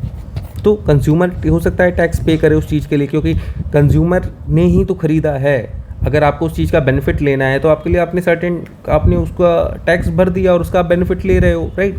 तो अल्टीमेटली ले कौन रहा है, कंज्यूमर ले रहा है। तो वो भी ये सही हो सकती है, राइट। और लिखा है कि फाइनल कंजम्पशन पे लग रहा है ये, तो फाइनल कंजम्पशन कौन कर रहा है, कंज्यूमर ही कर रहा है, तो वही पे करेगा। सिंपल सा, थोड़ा लॉजिकल लग रहा है कि फाइनल कंजम्पशन कंज्यूमर ही करता है, तो कंजम्पशन पे हो सकता है मे बी। और दूसरी चीज़ ये कह रहा है कि एट यहाँ पे देखो, यहाँ पे लिखा भी हुआ है कि value addition at each stage of transaction, each stage of transaction पे तो हो सकता है। अब यहाँ पे और इसकी वजह से देखो, ईच स्टेज ऑफ ट्रांजेक्शन की वजह से आपका जो ए वाला स्टेटमेंट है वो भी थोड़ा करेक्ट हो जाएगा, क्योंकि यहाँ each stage multi point destination based system of transaction, तो क्या पता जो क्या नाम है जो वो गुड हो वो 3-4 क्या नाम है अलग अलग स्टेज से होकर के गुजरा हो, अलग अलग जगह पे, राइट। तो हर जगह पे जहाँ पे जितनी वैल्यू एडिशन होगी उतना उस पर टैक्स लगता जाएगा। यहाँ पे पहले कुछ था, यहाँ पे पहले ए फॉर्म में था तो उस पर कुछ टैक्स लगा, फिर वो उसको यहाँ पे आया बी पे, बी में उसमें फिर और ज़्यादा वैल्यू एडिशन की उसमें जाके, तो फिर सी पे आ गया, तो उस पर फिर जो वैल्यू एडिशन नहीं हुई है उस पर फिर थोड़ा और टैक्स लगेगा, राइट। तो सिंपल सा मल्टी पॉइंट हो सकता है, हाँ तो हो सकता है ये भी। डी वाले पे आ जाते हैं। Is basically a subject of central government की सब्जेक्ट है central government and the state government is only a facilitator for successful implementation. तो ये कह रहे हैं कि स्टेट गवर्नमेंट सिर्फ एक फैसिलिटेटर है, तो ये तो यार थोड़ा डाउटफुल स्टेटमेंट लग रही है, क्योंकि आप खुद देखो ना कि स्टेट गवर्नमेंट उसके लिए सिर्फ क्या कर रही है, फैसिलिटेट कर रही है उसके सक्सेसफुल इम्प्लीमेंटेशन के लिए। तो ये तो हो जाएगा कि स्टेट तो यार वैसे टैक्सेशन में खुद हमेशा चाहती है, अगर स्टेट मेहनत कर रही है कि स्टेट अगर उसमें कुछ भी पार्ट ले रही है तो उसका एक पार्ट तो लेगी ना टैक्सेशन में, क्योंकि वो तो खुद रोते रहते हैं कि भाई हमें टैक्सेशन चाहिए, हमें और टैक्स चाहिए, हमें ये दो वो दो, राइट। क्योंकि सारा मेन पर्पस तो क्या है, सारी चीज़ें की अल्टीमेट जो पूरी चीज़ें हैं इमीडिएट जो उसकी पूरी प्रोवाइडर है वो कौन है, स्टेट ही तो है। स्टेट ही तो अपने एरिया में ज़मीन दे रही है, अपने यहाँ पे सारी चीज़ें काम कर रही है, सारी फैक्ट्रीज लगी हुई वो स्टेट के अंदर लगी हुई हैं, राइट। तो सारी चीज़ें तो स्टेट जब दे रहा है तो उसके लिए फिर एक फैसिलिटेटर क्यों होगा, ओनली अ फैसिलिटेटर। तो ये तो यार थोड़ा एक एक्सट्रीम हो गया ना, ओनली अ फैसिलिटेटर, राइट। तो जहाँ पे भी ऐसे वर्ड जो आते हैं थोड़े एक्सट्रीम लगे नेगेटिव सेंस में, वो हमेशा गलत होते हैं। तो मोस्टली डी वाला यहाँ पे गलत होगा, तो आंसर डी आ जाएगा। फिर a close economy, a close economy in economy in which, close economy का मतलब क्या लग रहा है, ये तो वैसे यार एनसीईआरटी का कॉन्सेप्ट है, आपने थोड़ा भी अगर एनसीईआरटी पढ़ी है तो बेसिक से ही कवर हो जाता है आपका। बट द थिंग, चलो अपने को इसको लॉजिक से करना है, अगर नॉलेज नहीं है तो क्लोज इकोनॉमी वर्ड दिया हुआ है, ठीक है। दो चीज़ें हैं, क्लोज प्लस इकोनॉमी। इकोनॉमी में क्या आ जाता है, सारी चीज़ें जितनी भी अपनी मॉनेटरी टर्म्स में आती हैं, जीडीपी, ये वो, एक्सपोर्ट इंपोर्ट, ठीक है, ये सारी चीज़ें आ जाती हैं। तो अब यहाँ पे क्लोज इकोनॉमी है तो मतलब वो क्लोज है, ठीक है। The money supply is fully controlled, money supply fully controlled है, इसकी वजह से उसको हम क्लोज इकोनॉमी बोलेंगे, मे बी बोल सकते, बोल। डेफिसिट फाइनेंसिंग की बात कर रहा है, take place only export take place, neither export nor export take place. तो इन दोनों ऑप्शन में देखो, यहाँ पे एक्सपोर्ट की बात की गई है ऑप्शन सी में, ऑप्शन डी में भी एक्सपोर्ट की बात की गई है, तो जाहिर सी बात है तो मतलब ऑप्शन सी या डी में से एक हो सकता है कि इन दोनों ऑप्शन में एक्सपोर्ट की बात की गई है, तो मतलब और क्लोज इकनॉमी की बात की जा रही है, तो इसका मतलब वो कहीं ना कहीं आपकी जो ग्लोबलाइजेशन से रिलेटेड होगा, राइट, कि आउटर ट्रेड जो होता है कि बाहर की कंट्रीज़ के साथ एक्सटर्नल ट्रेड, ठीक है। तो इस चीज़ से कहीं ना कहीं रिलेशन हो सकता है क्लोज इकनॉमी का। तो क्लोज इकनॉमी अगर लिखा हुआ है तो ओनली एक्सपोर्ट टेक प्लेस, कि मतलब जहाँ पे क्लोज इकनॉमी है सिर्फ एक्सपोर्ट होता है, इंपोर्ट आप कुछ नहीं कर सकते हो। तो अगर क्लोज हुई तो सिंपल सी चीज़ है, अगर कोई इकनॉमी क्लोज है पूरी तो वहाँ से एक्सपोर्ट कैसे हो रहा है? अगर एक्सपोर्ट हो रहा है कि सामान जा रहा है और आप सामान ला ही नहीं रहे, ये तो कैसे होगा? क्योंकि अगर कोई भी शिप है वो जाएगी सामान ले करके एक्सपोर्ट करेगी तो वो इंपोर्ट भी तो करेगी, राइट, वो लोग कुछ मंगाएंगे भी तो ट्रेड हमेशा टू साइडेड होता है ना। और मान लो एक कंट्री वो सिर्फ एक्सपोर्ट कर रही है, वैसे सिर्फ एक्सपोर्ट कर रही है, वो इंपोर्ट कर रही है, फिर तो जो सामने वाली कंट्री है वो तो ट्रेड डेफिसिट में आ जाएगी ना इस कंट्री के साथ। वो ट्रेड क्यों करेगी? कि वो सिर्फ क्या नाम है दूसरी कंट्री से सामान मंगाई जा रही है लेकिन खुद उसको कुछ बेच नहीं रही, तो उसके साथ तो पूरा ट्रेड डेफिसिट ही चलेगा ना। तो ऐसी कंट्री कौन सी होगी? या तो करेगी या तो उसके साथ एक्सपोर्ट और इंपोर्ट दोनों ही ना करे, राइट, क्योंकि उसको भी तो सामने वाली कंट्री को भी तो अपना बैलेंस मेंटेन करना होगा ना। तो उसके लिए क्या होगा फिर? या तो एक्सपोर्ट इंपोर्ट दोनों नहीं करेगी, या करेगी तो दोनों करेगी, राइट, ताकि इसका या तो ट्रेड डेफिसिट हो ही ना, या फिर हो तो फिर वो उसके साथ चले, दोनों चीज़ें हो कि वो भी कुछ खरीदे। क्योंकि ट्रेड में क्या होता है, जब भी कोई ट्रेड होता है तो दो साइडेड होता है ना, ये भी कुछ उसको बेचता है, ये भी कुछ उसको देता है, ऐसी चीज़ें होती है। वन साइडेड होगा फिर तो वो तो ख़त्म हो जाएगा, राइट, हमेशा डेफिसिट में रहेगा। तो इसलिए नाइदर एक्सपोर्ट नॉर एक्सपोर्ट, ठीक है, डी आ गया इसमें सबसे ब्रॉड बेस्ड ऑप्शन में। ये तो एक ही है, इसमें दोनों चीज़ें आ जा रही हैं। फिर यहाँ पे देखो, when the bark of a tree is removed in a circular fashion all round near it base के पास से, it gradually dries up and dies because water from soil can not right to the aerial part. तो ये देखो, अगर आपने basic किए हैं तो ये यहाँ से आपको पता लग जाता है कि ये तो काम जाइलम का होता है, और जाइलम तो अंदर होती है, जाइलम फोइलम। तो अगर मान लो नॉलेज नहीं है उतनी भी, तो लिखा है वाटर कैन नॉट, और उसके बार्क, जो ऊपर का जो बार्क है, ऊपर की जो चीज़ें होती हैं ना, ऊपर की जो परत है, उसको हमने सिर्फ रिमूव किया है। तो लिखा है water from soil can not rise to aerial parts. तो एरियल पार्ट्स पे यार वाटर नहीं जा पा रहा है, ये तो मतलब थोड़ा डाउटफुल क्वेश्चन लग रहा है कि आपने एक बनाया है, पानी उसको मिल ही नहीं रहा है ऊपर से रूट, क्योंकि रूट तो है ना, रूट पानी तो ज़मीन के अंदर से ही आएगा, सॉइल के नीचे से, और ऊपर तक तो वो अंदर जा सकता है पानी। Can not rise to the aerial parts of the soil. तो ये तो मतलब थोड़ा डाउटफुल लग रहा है, बाकी सही भी हो सकता है इसमें, तो इसको डाउट में डालते हैं और देखते हैं। Roots are start of energy, कि रूट्स को एनर्जी नहीं मिल रही है, तो ये भी हो सकता है कि क्योंकि मेन क्या है, बेस ही तो होता है, राइट, रूट्स हैं, रूट्स की बेस हैं, तो उनको अगर एनर्जी नहीं मिलेगी तो पेड़ सूख जाएगा। और यहाँ पे लिखा है near it's base, circular Faiz है, और उसके बाद नियर उसके बेस के पास, जो बेस है उसका नीचे रूट्स के पास, वहाँ से उसको रिमूव किया गया है, तो रूट्स वहीं पे होती हैं, तो हो सकता है। Trees are infected by soil microbes के इन्फेक्शन की वजह से, ये तो थोड़ा वैसा लग रहा है बनाया हुआ है क्वेश्चन की सॉइल माइक्रोब लग गए, इसकी वजह से वो ट्री जो है वो सूख गया, तो ये तो मतलब थोड़ा लग रहा है। Root do not receive oxygen for respiration, तो ऑक्सीजन तो यार वहाँ से थोड़ी ना, वो तो क्या नाम है उससे, और receive oxygen not receive oxygen for respiration, तो ये भी नहीं होगा आई थिंक, क्योंकि वो तो वो प्लांट जो होती हैं, लीव्स जो होती हैं, लीव्स का काम होता है मोस्टली इन चीज़ों के लिए, तो उसका इससे बायोलॉजिकल रिलेशन तो है नहीं, राइट। तो सी डी आ गए, तो इसमें आप ए और डी में आ गए, तो 50-50 आ गया आपका। तो 50-50 में यहाँ पे अब आपको रिस्क लेना पड़ेगा कि आप इसमें क्या मार्क करते हो, राइट, कि ए या बी। तो यहाँ पे फिर आपको ये क्वेश्चंस कुछ ऐसे हो जाएंगे। नाउ 19 क्वेश्चन बात कर रहा है, the new START treaty was in the news, what is this treaty. अब न्यूज़, इसका नाम क्या है? न्यू स्टार्ट का मतलब कोई नई शुरुआत की बात कर रहा है, कि न्यू स्टार्ट समथिंग लाइक ना, कि नई शुरुआत करने की चीज़ के बारे में। तो पहला ऑप्शन कह रहा है, it is a bilateral strategic nuclear arm reduction treaty between the USA and Russian federation, ठीक है, यूएसए रशिया की बात कर रहा है। यहाँ पे multilateral energy security cooperation treaty among members of East Asia summit की बात कर रहा है, members of East Asia. It is a treaty between the Russian Federation and European Union, energy security की बात कर रहा है। और यहाँ पे it is a multilateral cooperation treaty among BRICS countries की बात कर रहा है, ठीक है।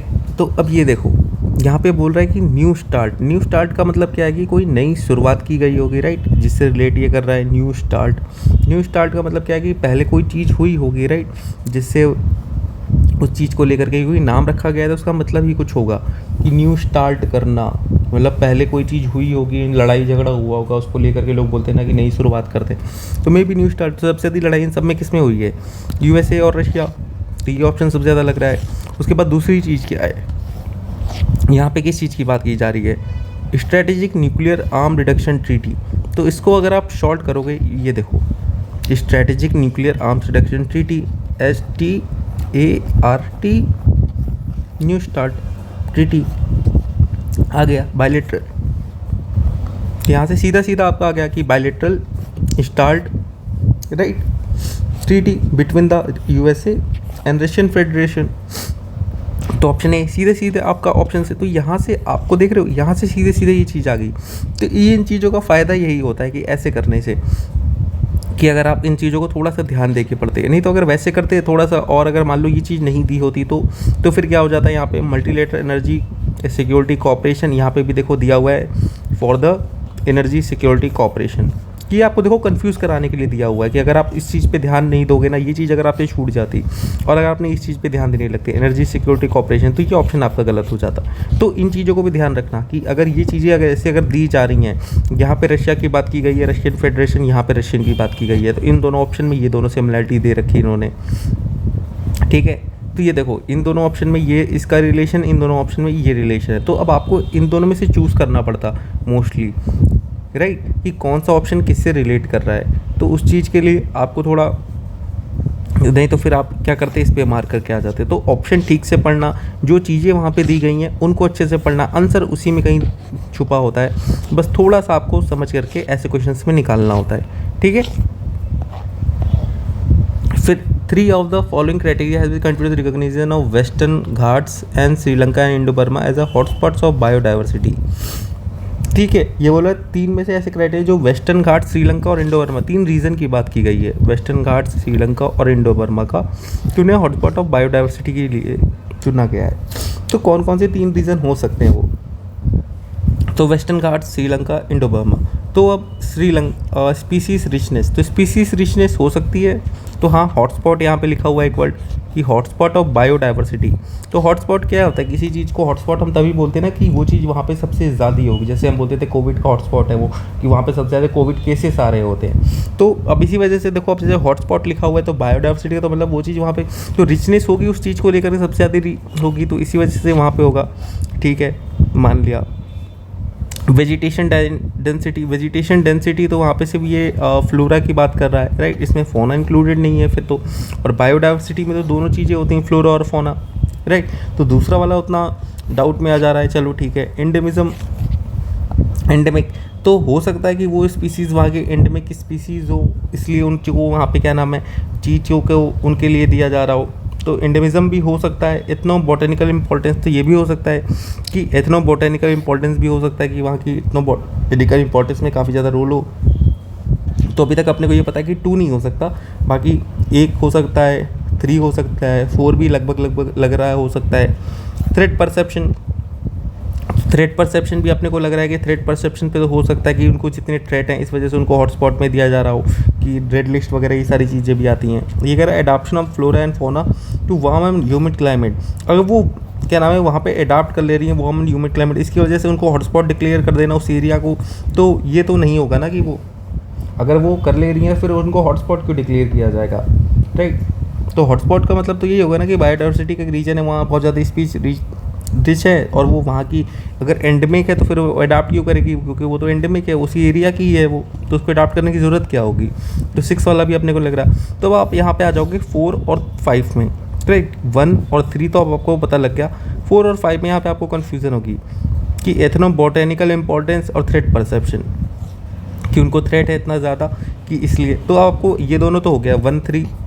अब आपको 4 और 5 में एक चूज़ करना पड़ेगा। अगर ऐसे वाले ऑप्शन आ गए तब तो आप सीधे सीधे कर लोगे 1 3 5 यहाँ से। और अगर ऐसे नहीं आते हैं, ओनली पेयर वाले अगर मान लो आ जाते कि ऐसा क्वेश्चन होता तो यहाँ पे ये नहीं लिखा होता कि 3 वर्ड हटा दो यहाँ पे, which of the following contributed to the, ये 3 वर्ड हटा दो, which of the following are correct criteria in the context. तो यहाँ पे अब आपको सिंपल से 2 आपको पता लग गया सही है, तो अब इसमें आप सीधे कर देते ओनली 3 पेयर। अब वो यूपीएससी की मर्जी, उसको ये 4 वाला मान ले या 3 वाला, 2 आपको पता ही है कि ठीक है 4 5 में से वो कुछ भी मान ले, 3 पेयर आ जाता है सीधे सीधे बिना आपको चूज़ करे, राइट। तो ये चीज़ अब फ़ायदा होता है ओनली पेयर वाले क्वेश्चन में, ठीक है। तो ये भी समझ में आ गया। फिर ये देखो अगला question, human activities in the recent part has caused an increased concentration of the carbon dioxide in the atmosphere, but a lot of it does not remain in the lower troposphere because lower atmosphere में वो नहीं होती हैं। क्यों? it escaped in the outer stratosphere। तो outer stratosphere में यार बात यहाँ पे किसकी की जा रही है? लोअर एटमॉस्फेयर की। लोअर एटमॉस्फेयर में इसलिए नहीं होती क्योंकि कार्बन डाइऑक्साइड आउटर स्ट्रेटोस्फेयर में स्केप कर लेती है। अगर आउटर स्ट्रेटोस्फेयर में वो स्केप कर लेती तो फिर हमारे क्या नाम है एटमॉस्फेयर में फिर ग्लोबल वार्मिंग की तो दिक्कत ही नहीं आती, वो तो बाहर ही चली जाती ना फिर तो, राइट। तो ग्लोबल वार्मिंग क्यों होती? अगर वो बाहर ही निकलती फिर तो सारी गैसेस ऐसे तो फिर सोलर सिस्टम में चली जाती, हमारे यहाँ ट्रैप ही नहीं होती, स्केप कर जाती। फिर the photosynthesis by the plankton in the ocean. तो हाँ ये तो ठीक है, ये तो शोर शॉर्ट अपने को पता है कि फोटोसिंथेसिस करते हैं प्लांट्स, कार्बन डाइऑक्साइड लेते हैं, तो इसकी वजह से नहीं होंगी थोड़ी। फिर the trapping of air in the polar ice caps. Polar ice caps की बात की जा रही है, तो आइस क्या होती है? आइस तो कोल्ड होती है ना, और ग्लोबल वार्मिंग क्या, ग्लोबल कार्बन डाइऑक्साइड क्या होती है? CO2 तो गर्म करती है ना एटमॉस्फेयर को। तो अगर ये गर्म करी तो पोलर आइस कैप में वो ट्रैप कैसे हो पाएगी? वो तो इसको पिघला देगी ना, तो वहाँ से वो और निकल जाएगी। सिंपल से बात, तो ट्रैप तो कोल्ड है, उसमें तो हो ही नहीं पाएगी। तो तीसरा तो वैसे भी नहीं लग रहा कि होगा, क्योंकि पोलर आइस कैप्स में CO2 तो नहीं हो पाएगी, CO2 तो वो गर्म होती है, वार्म होती है गैस। तो इसमें 2 ही अपने को पता है सही है। और पहले में भी डाउट है, क्योंकि आउटर स्ट्रेटोस्फेयर में अगर स्केप कर जाती तो फिर वो लोअर एटमॉस्फेयर में रहती ही क्यों, राइट। वार्मिंग तो होती ही नहीं ना फिर तो, ग्लोबल वार्मिंग अगर वो आउटर, क्योंकि आउटर स्ट्रेटोस्फेयर तो बहुत बड़ा है। तो ओनली 2 इसमें आ जाएगा, right. In the context of the ecosystem productivity, marine upwelling zones are important as they increase the marine productivity by bringing the, in the context of ecosystem productivity, marine upwelling zones जो होते हैं, क्या है? marine upwelling zones, ठीक है, are important as they increase marine productivity को increase करते हैं by bringing the decomposer microorganism to the surface। Decomposer organisms को सरफेस पे ला करके, डीकम्पोजर आएंगे तो ऊपर आके डीकम्पोज करेंगे तो इससे प्रोडक्टिविटी कैसे इंक्रीज़ होगी? प्रोडक्टिविटी तो नहीं होनी, इससे डिक्रीज़ होगी आई थिंक। तो मरीन डीकम्पोजर का तो ऐसा रोल नहीं लग रहा। न्यूट्रिएंट टू द सरफेस, तो हाँ ये हो सकता है दूसरा ऑप्शन। तो न्यूट्रिएंट्स ऊपर आ जाएंगे तो न्यूट्रिएंट्स से एल्गी बनेंगे, बाकी चीज़ें होंगी, फिशेस आएंगी, फिशेस आके उसको खाएंगी, राइट। तो काफ़ी चीज़ें, तो वहाँ मरीन प्रोडक्टिविटी इंक्रीज़ होगी, राइट। दूसरा तो सही लग रहा है। फिर तीसरा bottom dwelling organism to the surface. अब बॉटम ड्वेलिंग ऑर्गेनिजम्स को अगर आप सरफेस पे ले आओगे ऊपर, वो तो हैं बॉटम ड्वेलिंग ऑर्गेनिजम्स, वो तो उनको नीचे के लिए अडाप्ट है ना, वो ऊपर आ जाएंगे फिर तो उनको दिक्कत होगी, राइट। क्योंकि फिर तो उनके लिए, और वो प्रेडेटर्स के शिकार हो जाएंगे उनके लिए, तो इससे तो प्रोडक्टिविटी डिक्रीज़ होगी ना, इंक्रीज़ कैसे होगी? तो इसमें ऑप्शन में तो सिर्फ सबसे ज़्यादा करेक्ट क्या लग रहा है? 2, तो इसमें 2 ओनली हो जाएगा। बाकी वैसे होता तो ओनली 1 पेयर आप कर देते इसमें।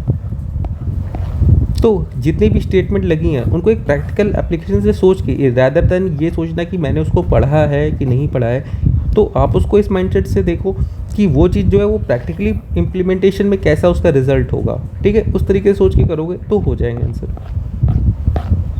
फिर 23 पे आ जाते हैं कि अगर ट्रॉपिकल रेन फॉरेस्ट रिमूव होते हैं, वो रीजनरेट नहीं होते हैं quickly, does not regenerate quickly as compare to tropical deciduous forest, ठीक है। This is because the soil of rain forest is deficient in nutrient. तो हाँ हो सकता है न्यूट्रिएंट नहीं हो, इस वजह से वो रीजनरेट नहीं कर पा रहे। न्यूट्रिएंट्स होंगे तभी तो पेड़ बढ़ेंगे, इसीलिए तो लोग फर्टिलाइज़र वगैरह डालते हैं। तो हो सकता है propagate the trees in the rain है पुअर विबिलिटी। तो जो ट्रीज़ होते हैं रेन फॉरेस्ट में उनकी पुअर वाइबिलिटी होती है, तो ये हो सकता है, नहीं भी हो सकता है, डाउट में इसको डाल सकते हो आप। Thus rain forest species are slow growing. Slow growing ये कैसे कह सकते हो कि स्लो ग्रोइंग होते हैं यहाँ, मतलब कि वो ग्रो ही बहुत ज़्यादा स्लो करते हैं। रेन फॉरेस्ट की स्पीसीज़ ऐसी ही होती हैं। अगर एक भी स्पीसीज ऐसी हो गई कि फास्ट ग्रोइंग होती है तो स्टेटमेंट गलत हो जाएगी ना। और स्लो ग्रोइंग क्यों होंगे भाई, वो ट्रीज़ हैं, वो प्लांट आती हैं। स्लो ग्रोइंग तो ये तो बनाया हुआ स्टेटमेंट लग रहा है पढ़ के ही सामने। Exotic species invade the fertile soil of the rain forest. जो एक्जॉटिक स्पीसीज होती हैं वो इन्वेड कर देती हैं फर्टाइल सॉइल को ऑफ द रेन फॉरेस्ट। तो अगर वो करेंगी फिर तो वहाँ पे तो फॉरेस्ट तो आएगा ही ना, कोई भी स्पीसीज आए, राइट। और इन्वेड कर रही हैं fertile soil of the forest पे, तो फर्टाइल कर रही है तो उससे प्रोडक्टिविटी तो इंक्रीज़ होगी ही ना। प्रोडक्टिविटी मतलब वहाँ पे पेड़ तो आएंगे ही ना, भले वो इन्वेजिव एक्सोटिक स्पीसीज़ के आएंगे, इन्वेजिव स्पीसीज़ के आएंगे, राइट। तो वो तो पेड़ तो होंगे ही वहाँ पे, तो उसकी वजह से ऐसा तो नहीं होगा कि वो बढ़ ही नहीं रहे हैं। तो इसमें आप 50-50 में यहाँ पे आ जाओगे कि probably the trees have a different rain have a poor availability, और फॉरेस्ट और the rain of soil of the rain forest poor in deficient nutrients. तो इसका आंसर ये तो श्योर शॉट हो सकता है कि लाइक न्यूट्रिएंट्स वाला की, न्यूट्रिएंट्स की कमी। और इसी से क्वेश्चन देखो आपका 2023 में भी बना हुआ है, राइट। आपका एक था स्टेटमेंट वाला क्वेश्चन, यही सेम क्वेश्चन आया हुआ है। आगे जब मैं 2023 का पेपर डिस्कस करूँगा तो उसमें मैं बताऊँगा आपको कि ये क्वेश्चन कैसे बना था, ठीक है। और क्या होता है, रेन फॉरेस्ट है, रेन फॉरेस्ट में पानी आपको पता है इक्वेटोरियल रीजन में होते हैं, तो वहाँ पे क्या नाम है कि हमेशा मोस्टली क्या नाम है रेन होती रहती है। रेन होती रहती है, जो न्यूट्रिएंट्स होते हैं वो वॉश अवे होते रहते हैं, तो डिपॉजिट नहीं हो पाते। दैट्स वाई जो वहाँ की न्यूट्रिएंट कैपेसिटी होती है सॉइल की वो बहुत कम होती है, ठीक है। तो ए इसमें ऐसे आ जाएगा। फिर the Himalayan range is a very rich in species diversity, which of the following among is the most appropriate reason for this phenomena. तो it has a high rainfall that support the luxuriant vegetation growth. तो high rainfall होती है, vegetation growth होती है, लेकिन यहाँ पे बात की गई स्पीसीज डाइवर्सिटी की, तो सिर्फ वेजिटेशन की बात कर रहे हैं एक सिंगल स्पेसिफिक के लिए। कॉन्फ्लुएंस है डिफरेंट बायो जियोग्राफिकल जोन्स का, तो हाँ ये हो सकता है। Exotic and invasive species have not been introduce in the region, ये तो पॉसिबल ही नहीं है कि यार कि एक भी एक्सोटिक एंड इन्वेसिव स्पीसीज ना हो। It has less human interference, ये भी क्या लेस इंटर ह्यूमन इंटरफेरेंस, ये तो नहीं होगा। तो इसमें सबसे करेक्ट क्या लग रहा है, हिमालयन रेंज की बात की जा रही है, तो उसमें काफ़ी चीज़ें डिफरेंट बायोजियोग्राफिकल जोन्स है। पोलर वाला रीजन है, ऊपर कोई और है, नीचे मिडिल में कोई और मिलेगा, नीचे लोअर पार्ट में आपको कुछ एक अलग ही बायोम मिलेंगे, राइट। तो इस वजह से डिफरेंट बायोजियोग्राफिकल जोन्स का वो कॉन्फ्लुएंस है, इस वजह से हर एक बायोजियोग्राफिकल जोन्स की जो स्पीसीज़ है वो वहाँ पे पाई जाती हैं। हाँ करेक्ट हो जाएगा। In India which of the consider the following act, export import act, mining mineral development act, custom act, Indian forest act, ठीक है। Which of the above act है bearing on the biodiversity conservation in the country, ठीक है। तो biodiversity conservation की बात की जा रही है कि किस एक्ट की बियरिंग है उसके ऊपर, ठीक। तो फॉरेस्ट एक्ट होगा ही होगा। माइन एंड मिनरल डेवलपमेंट हो सकता है कि कोई एक प्रोविज़न डाल दी गई हो कि माइनिंग और मिनरल्स को करते टाइम कोई भी क्या नाम है इस बायोडाइवर्सिटी को ऐसे नुकसान ना हो, तो जनरली डाल देते हैं। इम्पोर्ट एंड एक्सपोर्ट कंट्रोल, तो हाँ हो सकता है कि ये स्पीसीज़ आपको आप कर सकते हो कि नहीं कर सकते हो, जैसे आपका CBD जो है उसी के लिए ट्रैफिक है, साइट्स हो गया, ये सारी चीज़ें उसी के लिए तो हैं। तो कंट्रोल एंड एक्सपोर्ट के लिए हो सकता है कि बायोडाइवर्सिटी के कि ये बायोडाइवर्सिटी आप कंट्रोल कर सकते हो कि इसको एक्सपोर्ट करना है नहीं करना है, इसका ट्रेड होगा कि नहीं होगा, तो ये चीज़ें हो जाएंगी। तीसरा भी हो जाएगा। और कस्टम एक्ट, कस्टम में भी क्या पता एक प्रोविज़न हो, तो ऐसे तो चांसेस तो हैं ना सब में कि कोई ना कोई एक प्रोविज़न तो हो ही सकता है किसी ना किसी में। तो मोस्टली 1 2 3 4 ऐसे क्वेश्चंस में जिसमें लिखा हो कि रेलेवेंस और बियरिंग, जहाँ पे कोई भी चांसेस हो, जब तक आपकी उसको एकदम नेगेटिवली रॉन्ग ना कर दो ना, तो वो चीज़ स्टेटमेंट सही होती है मोस्टली, ठीक है। अब 26 पे आ जाते हैं। Karl Marx explain the process of class struggle which with the help of which of the following theories, ठीक है। तो अब यहाँ पे अगर अपने को क्लास स्ट्रगल पता ही नहीं है, कार्ल मार्क्स भी नहीं पता कि मान लो कार्ल मार्क्स के बारे में नहीं सुना है पहले कभी, या फिर कोई ऐसा थिंकर आ जाए, तो कैसे निकालना है। तो Karl Marx explain the process of class struggle, तो यहाँ पे क्लास की बात की गई है, यहाँ स्ट्रगल की बात की गई है। क्लास क्या है, एक इकोनॉमिक कॉन्सेप्ट है, हमें ये पता है। स्ट्रगल क्या है, मतलब दो चीज़ के बीच में स्ट्रगल चल रही है, मतलब कॉन्फ्लिक्ट है, ठीक है। ये दो चीज़ें हो गई। अब पढ़ते हैं एम्पिरिकल लिबरलिज्म। लिबरलिज्म क्या है कि एक लिबरल थ्योरी लाइक बीच वाली, इम्पेरिकल हिस्टोरिकल सेंस में कि इम्पेरिकल लिबरलिज्म, एक्सटेंशनलिज्म एग्जिस्टेंस के लिए होती है, ये तो एग्जिस्टेंशलिज्म नाम से लग रहा है। Darwin theory of evolution, Darwin theory of evolution तो एवोल्यूशन के लिए दी गई है कि एवोल्यूशन होगा, चलो ठीक है मान लेते, क्या पता उसका बेयरिंग हो एवोल्यूशन के लिए, क्लास स्ट्रगल का। डायलेक्टिकल मटेरियलिज्म कि डायलेक्टिकल मटेरियलिज्म, अब यहाँ पे ये इसको हिंदी में पढ़ लो एक बार, दंडात्मक भौतिकवाद। अब ये तो चलो ज़्यादा कंफ्यूजिंग हो जाएगा, तो अब देखो मटेरियलिज्म, मटेरियलिज्म से क्या पता लगा है, मटेरियलिस्टिक चीज़ की किसी बात कर रहा है, ठीक है। और डायलेक्टिकल, डायलेक्टिकल का क्या मतलब होता है, दो चीज़ के मतलब कोई दो अपोजिट फोर्सेस, राइट, तो डायलेक्टिक होती हैं वो, तो क्या हो गया, अपोजिट फोर्सेस हो जाएंगी एक तरीके से। डायलेक्टिकल मटेरियलिज्म की दो मटेरियलिस्टिक फोर्स को लेकर अपोजिट में, और यहाँ पे भी कॉन्फ्लिक्ट की बातें की जा रही हैं, और यह क्लासिक इकोनॉमिक कॉन्सेप्ट है, राइट, जो कि मटेरियलिस्टिक चीज़ों से जुड़ा हुआ है। तो हो सकता है, और यहाँ पे क्या बोला, with the help of one of the theories, help ली है उसने, तो हेल्प मटेरियलिस्टिक और डायलेक्टिकल की बात कर रहा है। और कार्ल मार्क्स के बारे में थोड़ा सा अगर पता होता, मान लो कि वो इकोनॉमिक डिटर्मिनिस्ट है, कि हर एक चीज़ को इकोनॉमी से रिलेट करके जोड़ता है, पैसे के सेंस में देखता है कि मनी मतलब मोस्टली, राइट, तो उस चीज़ के लिए क्या हो जाएगा, Karl Marx, dialectic materialism. D पे आंसर आपका सीधे सीधे ऐसे आ जाएगा, अगर आपने नहीं भी पढ़ा है तो। फिर देखो, अ लेयर इन अर्थ का आयोनोस्फेयर फैसिलिटेट करता है रेडियो कम्युनिकेशन, वाई, तो the presence of ozone causes the reflection of radio waves to the earth. तो ओजोन क्यों करेगा भाई, ओजोन का रोल तो यूवी के लिए होता है ना, वो तो सनलाइट्स आती हैं बाहर की, यूवी रेज आती हैं, उनसे प्रोटेक्ट करता है हमको, तो रेडियो वेव्स को वो क्यों करेगा, पहली चीज़। तो ऐसा तो कुछ रीज़न तो हमने पढ़ा नहीं है एटमॉस्फेयर का कभी, राइट, अगर पढ़ा भी नहीं है तो फिर भी तब भी जाहिर सी बात है ना कि ओजोन का रोल क्यों होगा रेडियो वेव्स में, राइट। ओजोन तो एक अलग चीज़ है, radio have a very long wavelength, तो हाँ हो सकता है रेडियो की लॉन्ग वेवलेंथ हो, राइट, क्योंकि ये तो वैसे आपको बेसिक थोड़े से तो कवर करने पड़ेंगे कि इलेक्ट्रोमैग्नेटिक स्पेक्ट्रम क्या होता है, वो चीज़ें आपने पढ़ी होंगी, लाइक, तो रेडियो जो होता है वो सबसे लास्ट में आता है, राइट, इंफ्रारेड वगैरह यहाँ से स्टार्ट करके, तो रेडियो की लॉन्ग वेवलेंथ होगी, इसीलिए होगा मोस्टली, ठीक है, तो एक तो सही होगा, तो यहाँ पे 2 हो जाएगा।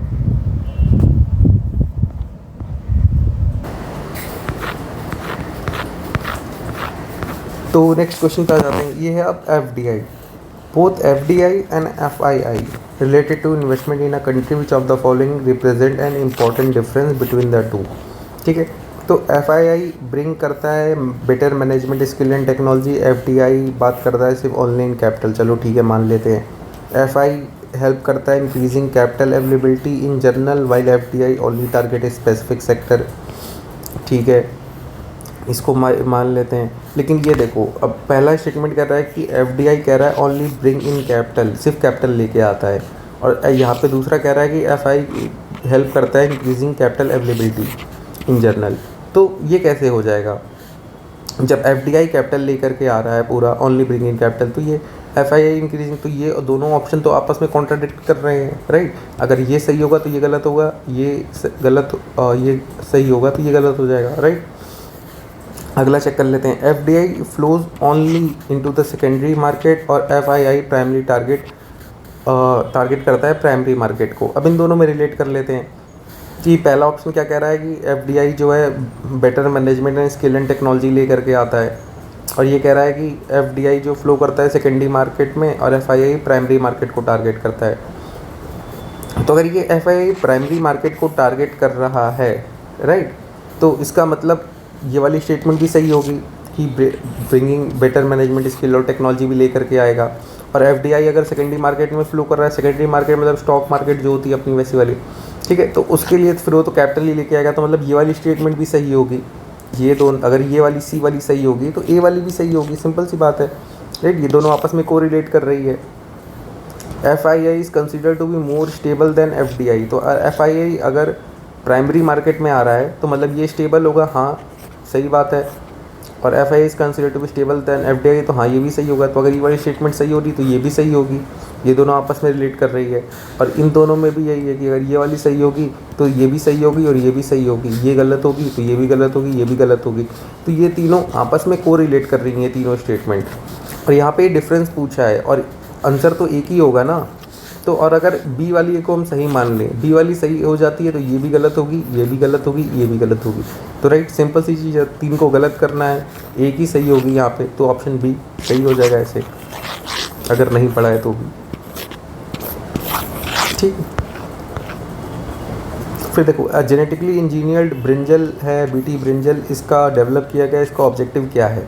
To make it press resistant, to improve taste and nutritive qualities, drought resistant बनाना, सेल्फ लाइफ लॉन्गर करना।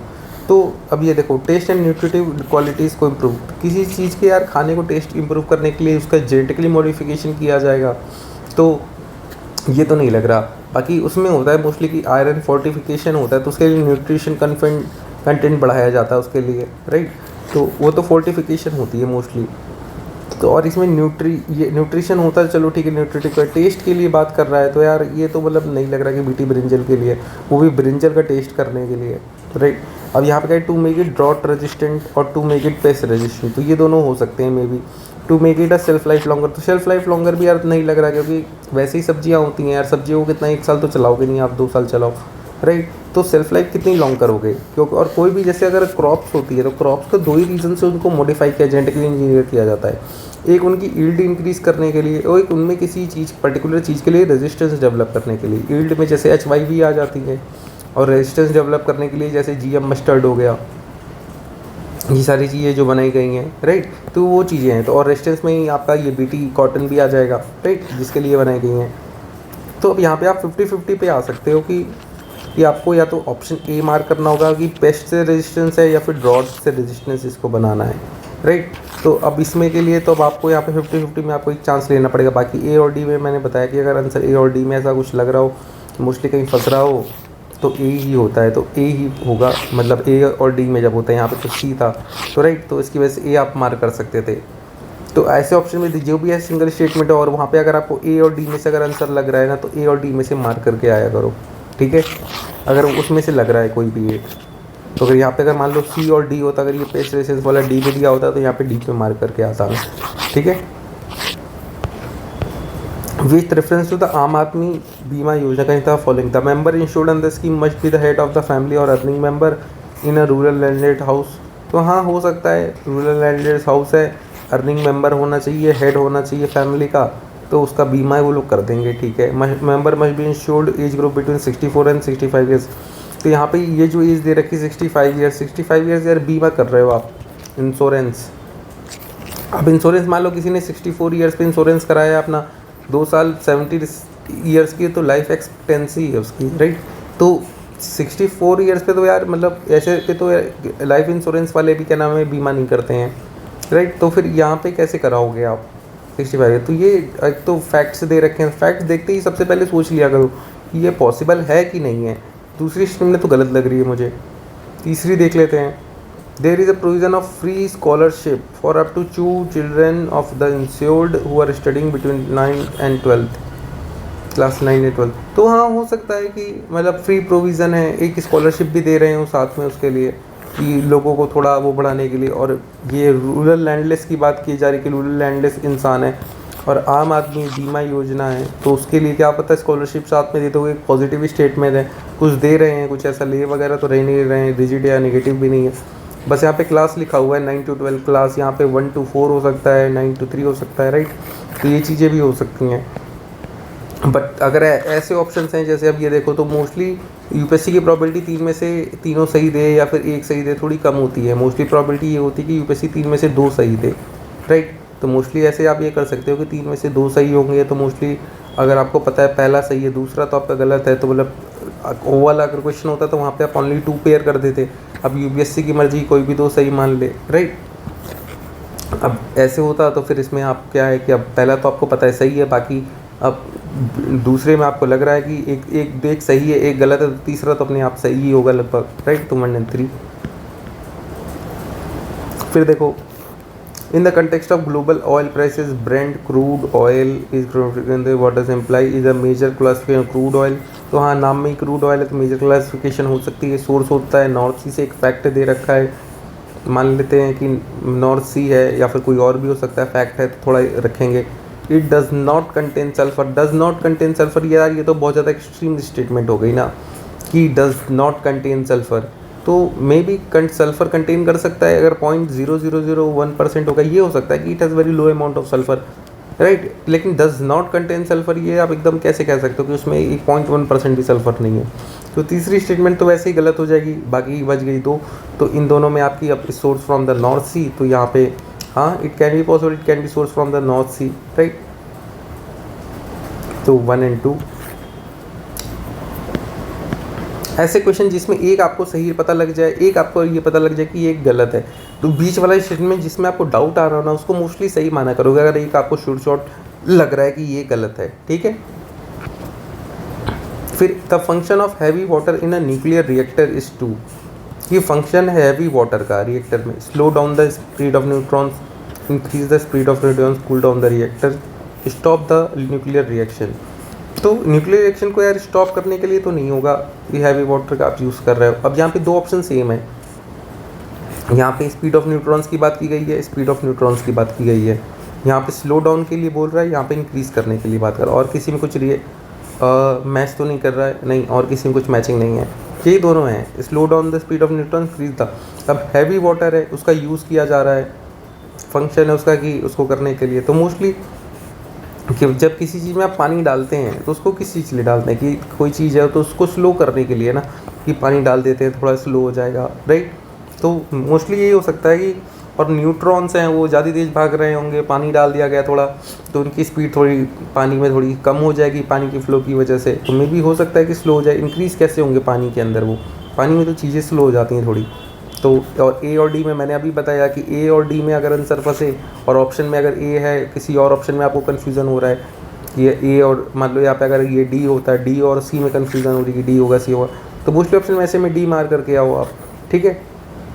क्योंकि ए और डी में मोस्टली आंसर्स होते हैं ऐसे सिंगल वाले, या तो सबसे पहला स्टेटमेंट दिया जाएगा या तो फिर सबसे लास्ट में देते हैं कन्फ्यूज़ करने के लिए, फिर लास्ट में फिर आता है सी वाला ऑप्शन कुछ केसेस में, कि जहाँ पे सी होता है ऑप्शन, लेकिन वो आपको सी ऑप्शन ऐसे होते हैं मोस्टली शॉर्ट पता ही लग जाते कि ये सी है या बी है, और उसके भी कम ही होते हैं मतलब मुश्किल से, लेकिन मोस्टली क्वेश्चन ए और डी में होते हैं ये चीज़ें।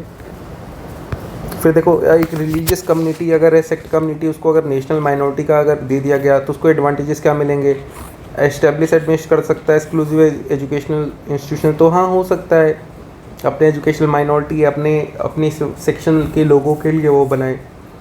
फिर president of India automatically nominate कर देती हैं एक representative community to the Lok Sabha, तो नॉमिनेट वो भी लोकसभा के लिए करेंगे। लोकसभा में नॉमिनेशन सिर्फ क्या 2 एंग्लो कम्युनिटी के लिए था, वो भी अब ख़त्म कर दिया गया, एंग्लो इंडियंस का, राइट, वो भी ख़त्म कर दिया गया है। तो नॉमिनेशन तो लोकसभा में उतना है ही नहीं, राज्यसभा में है, राज्यसभा लिखा होता तो एक बार मैं सोचता भी, तो राइट किया तो सीधे सीधे गलत हो जाएगा। Derive benefits from the 15 point programme, वहाँ हो सकता है 15 पॉइंट प्रोग्राम से कुछ उसको बेनिफिट्स मिल जाएँ, एक प्रोविज़न भी हुआ माइनॉरिटी के लिए, या फिर कोई भी अगर थोड़ा भी डायरेक्ट या इनडायरेक्ट बेनिफिट हो रहा है, स्टेटमेंट सही हो जाएगी, पॉजिटिव सेंस में है, right.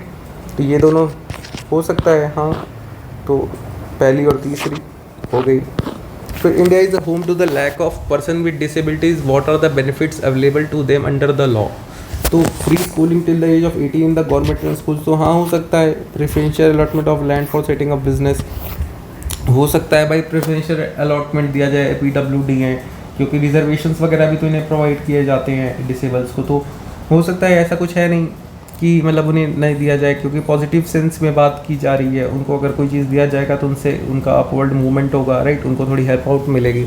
Ramps in the public building, ये तो होगा ही, सिंपल सी बात है।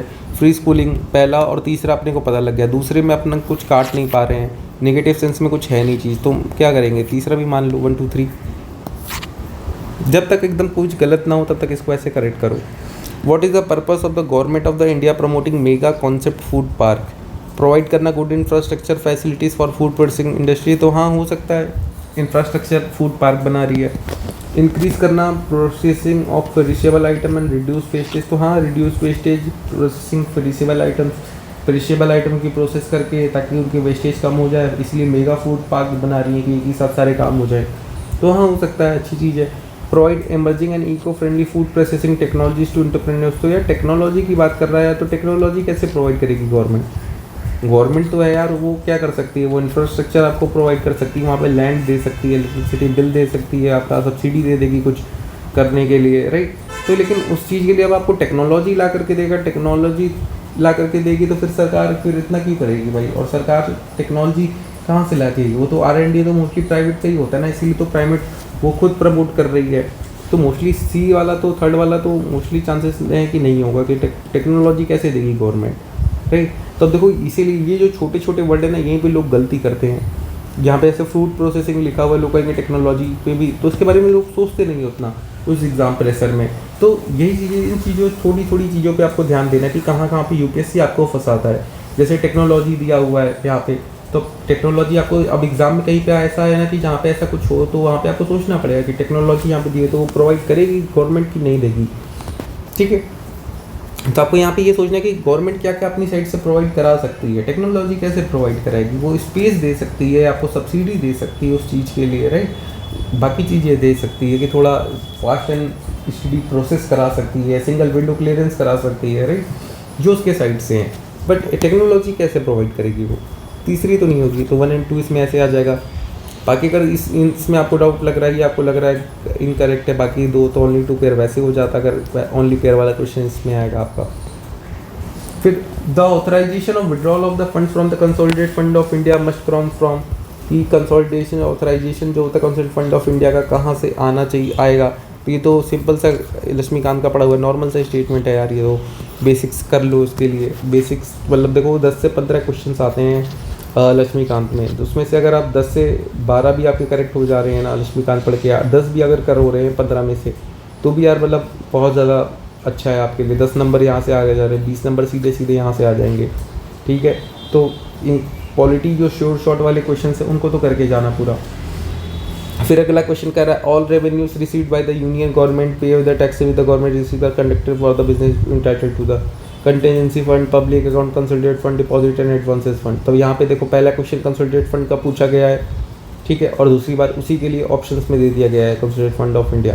तो ऐसे क्वेश्चन में जब भी कोई एक टॉपिक हो जिसका एक प्रीवियस तुमने पढ़ा है और उसी चीज़ को लेकर के फिर से दोबारा एक क्वेश्चन बनाया गया है, ठीक है, तो जनरली आंसर वही होता है यहाँ पे कंसोलिडेटेड फंड ऑफ इंडिया, क्योंकि इससे पहले जस्ट क्वेश्चन पूछा गया था, राइट। ये क्वेश्चन अभी आगे भी जब मैं पेपर डिस्कस करूँगा बाकी ईयर्स के तो उसमें भी मैं दिखाऊंगा कि कैसे होता है। बस ये याद रखना कि अगर तुमने कोई क्वेश्चन पढ़ा उसके पर्टिकुलर टॉपिक, जैसे यहाँ पे दिया हुआ है ना कंसोलिडेटेड फंड ऑफ इंडिया, और अगले क्वेश्चन में जस्ट अगले क्वेश्चन में उसी से रिलेटेड एक दूसरा टॉपिक बना दिया गया और क्वेश्चन पूछा गया और ऑप्शंस में वो चीज़ है जिससे पहला क्वेश्चन आया था, तो मोस्टली चांसेस है कि आंसर वही होगा कंसोलिडेटेड फंड ऑफ इंडिया, जैसे यहाँ पे।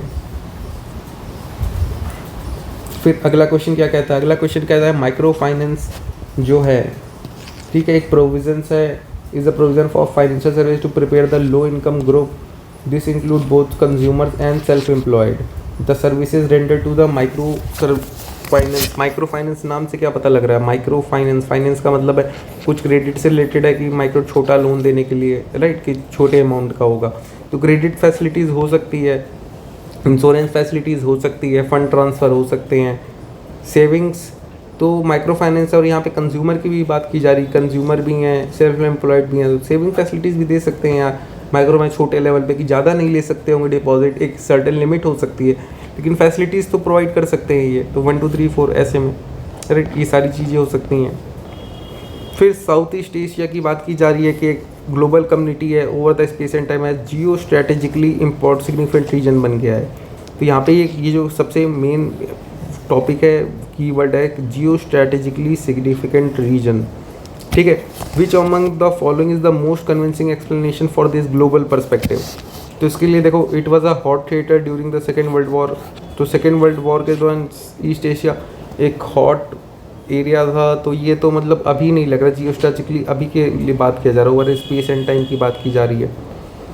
It is a location between Asian power of China and India. तो चाइना और इंडिया के बीच में लोकेटेड है साउथ ईस्ट एशिया, तो ये उतना ये भी नहीं लग रहा कि हो।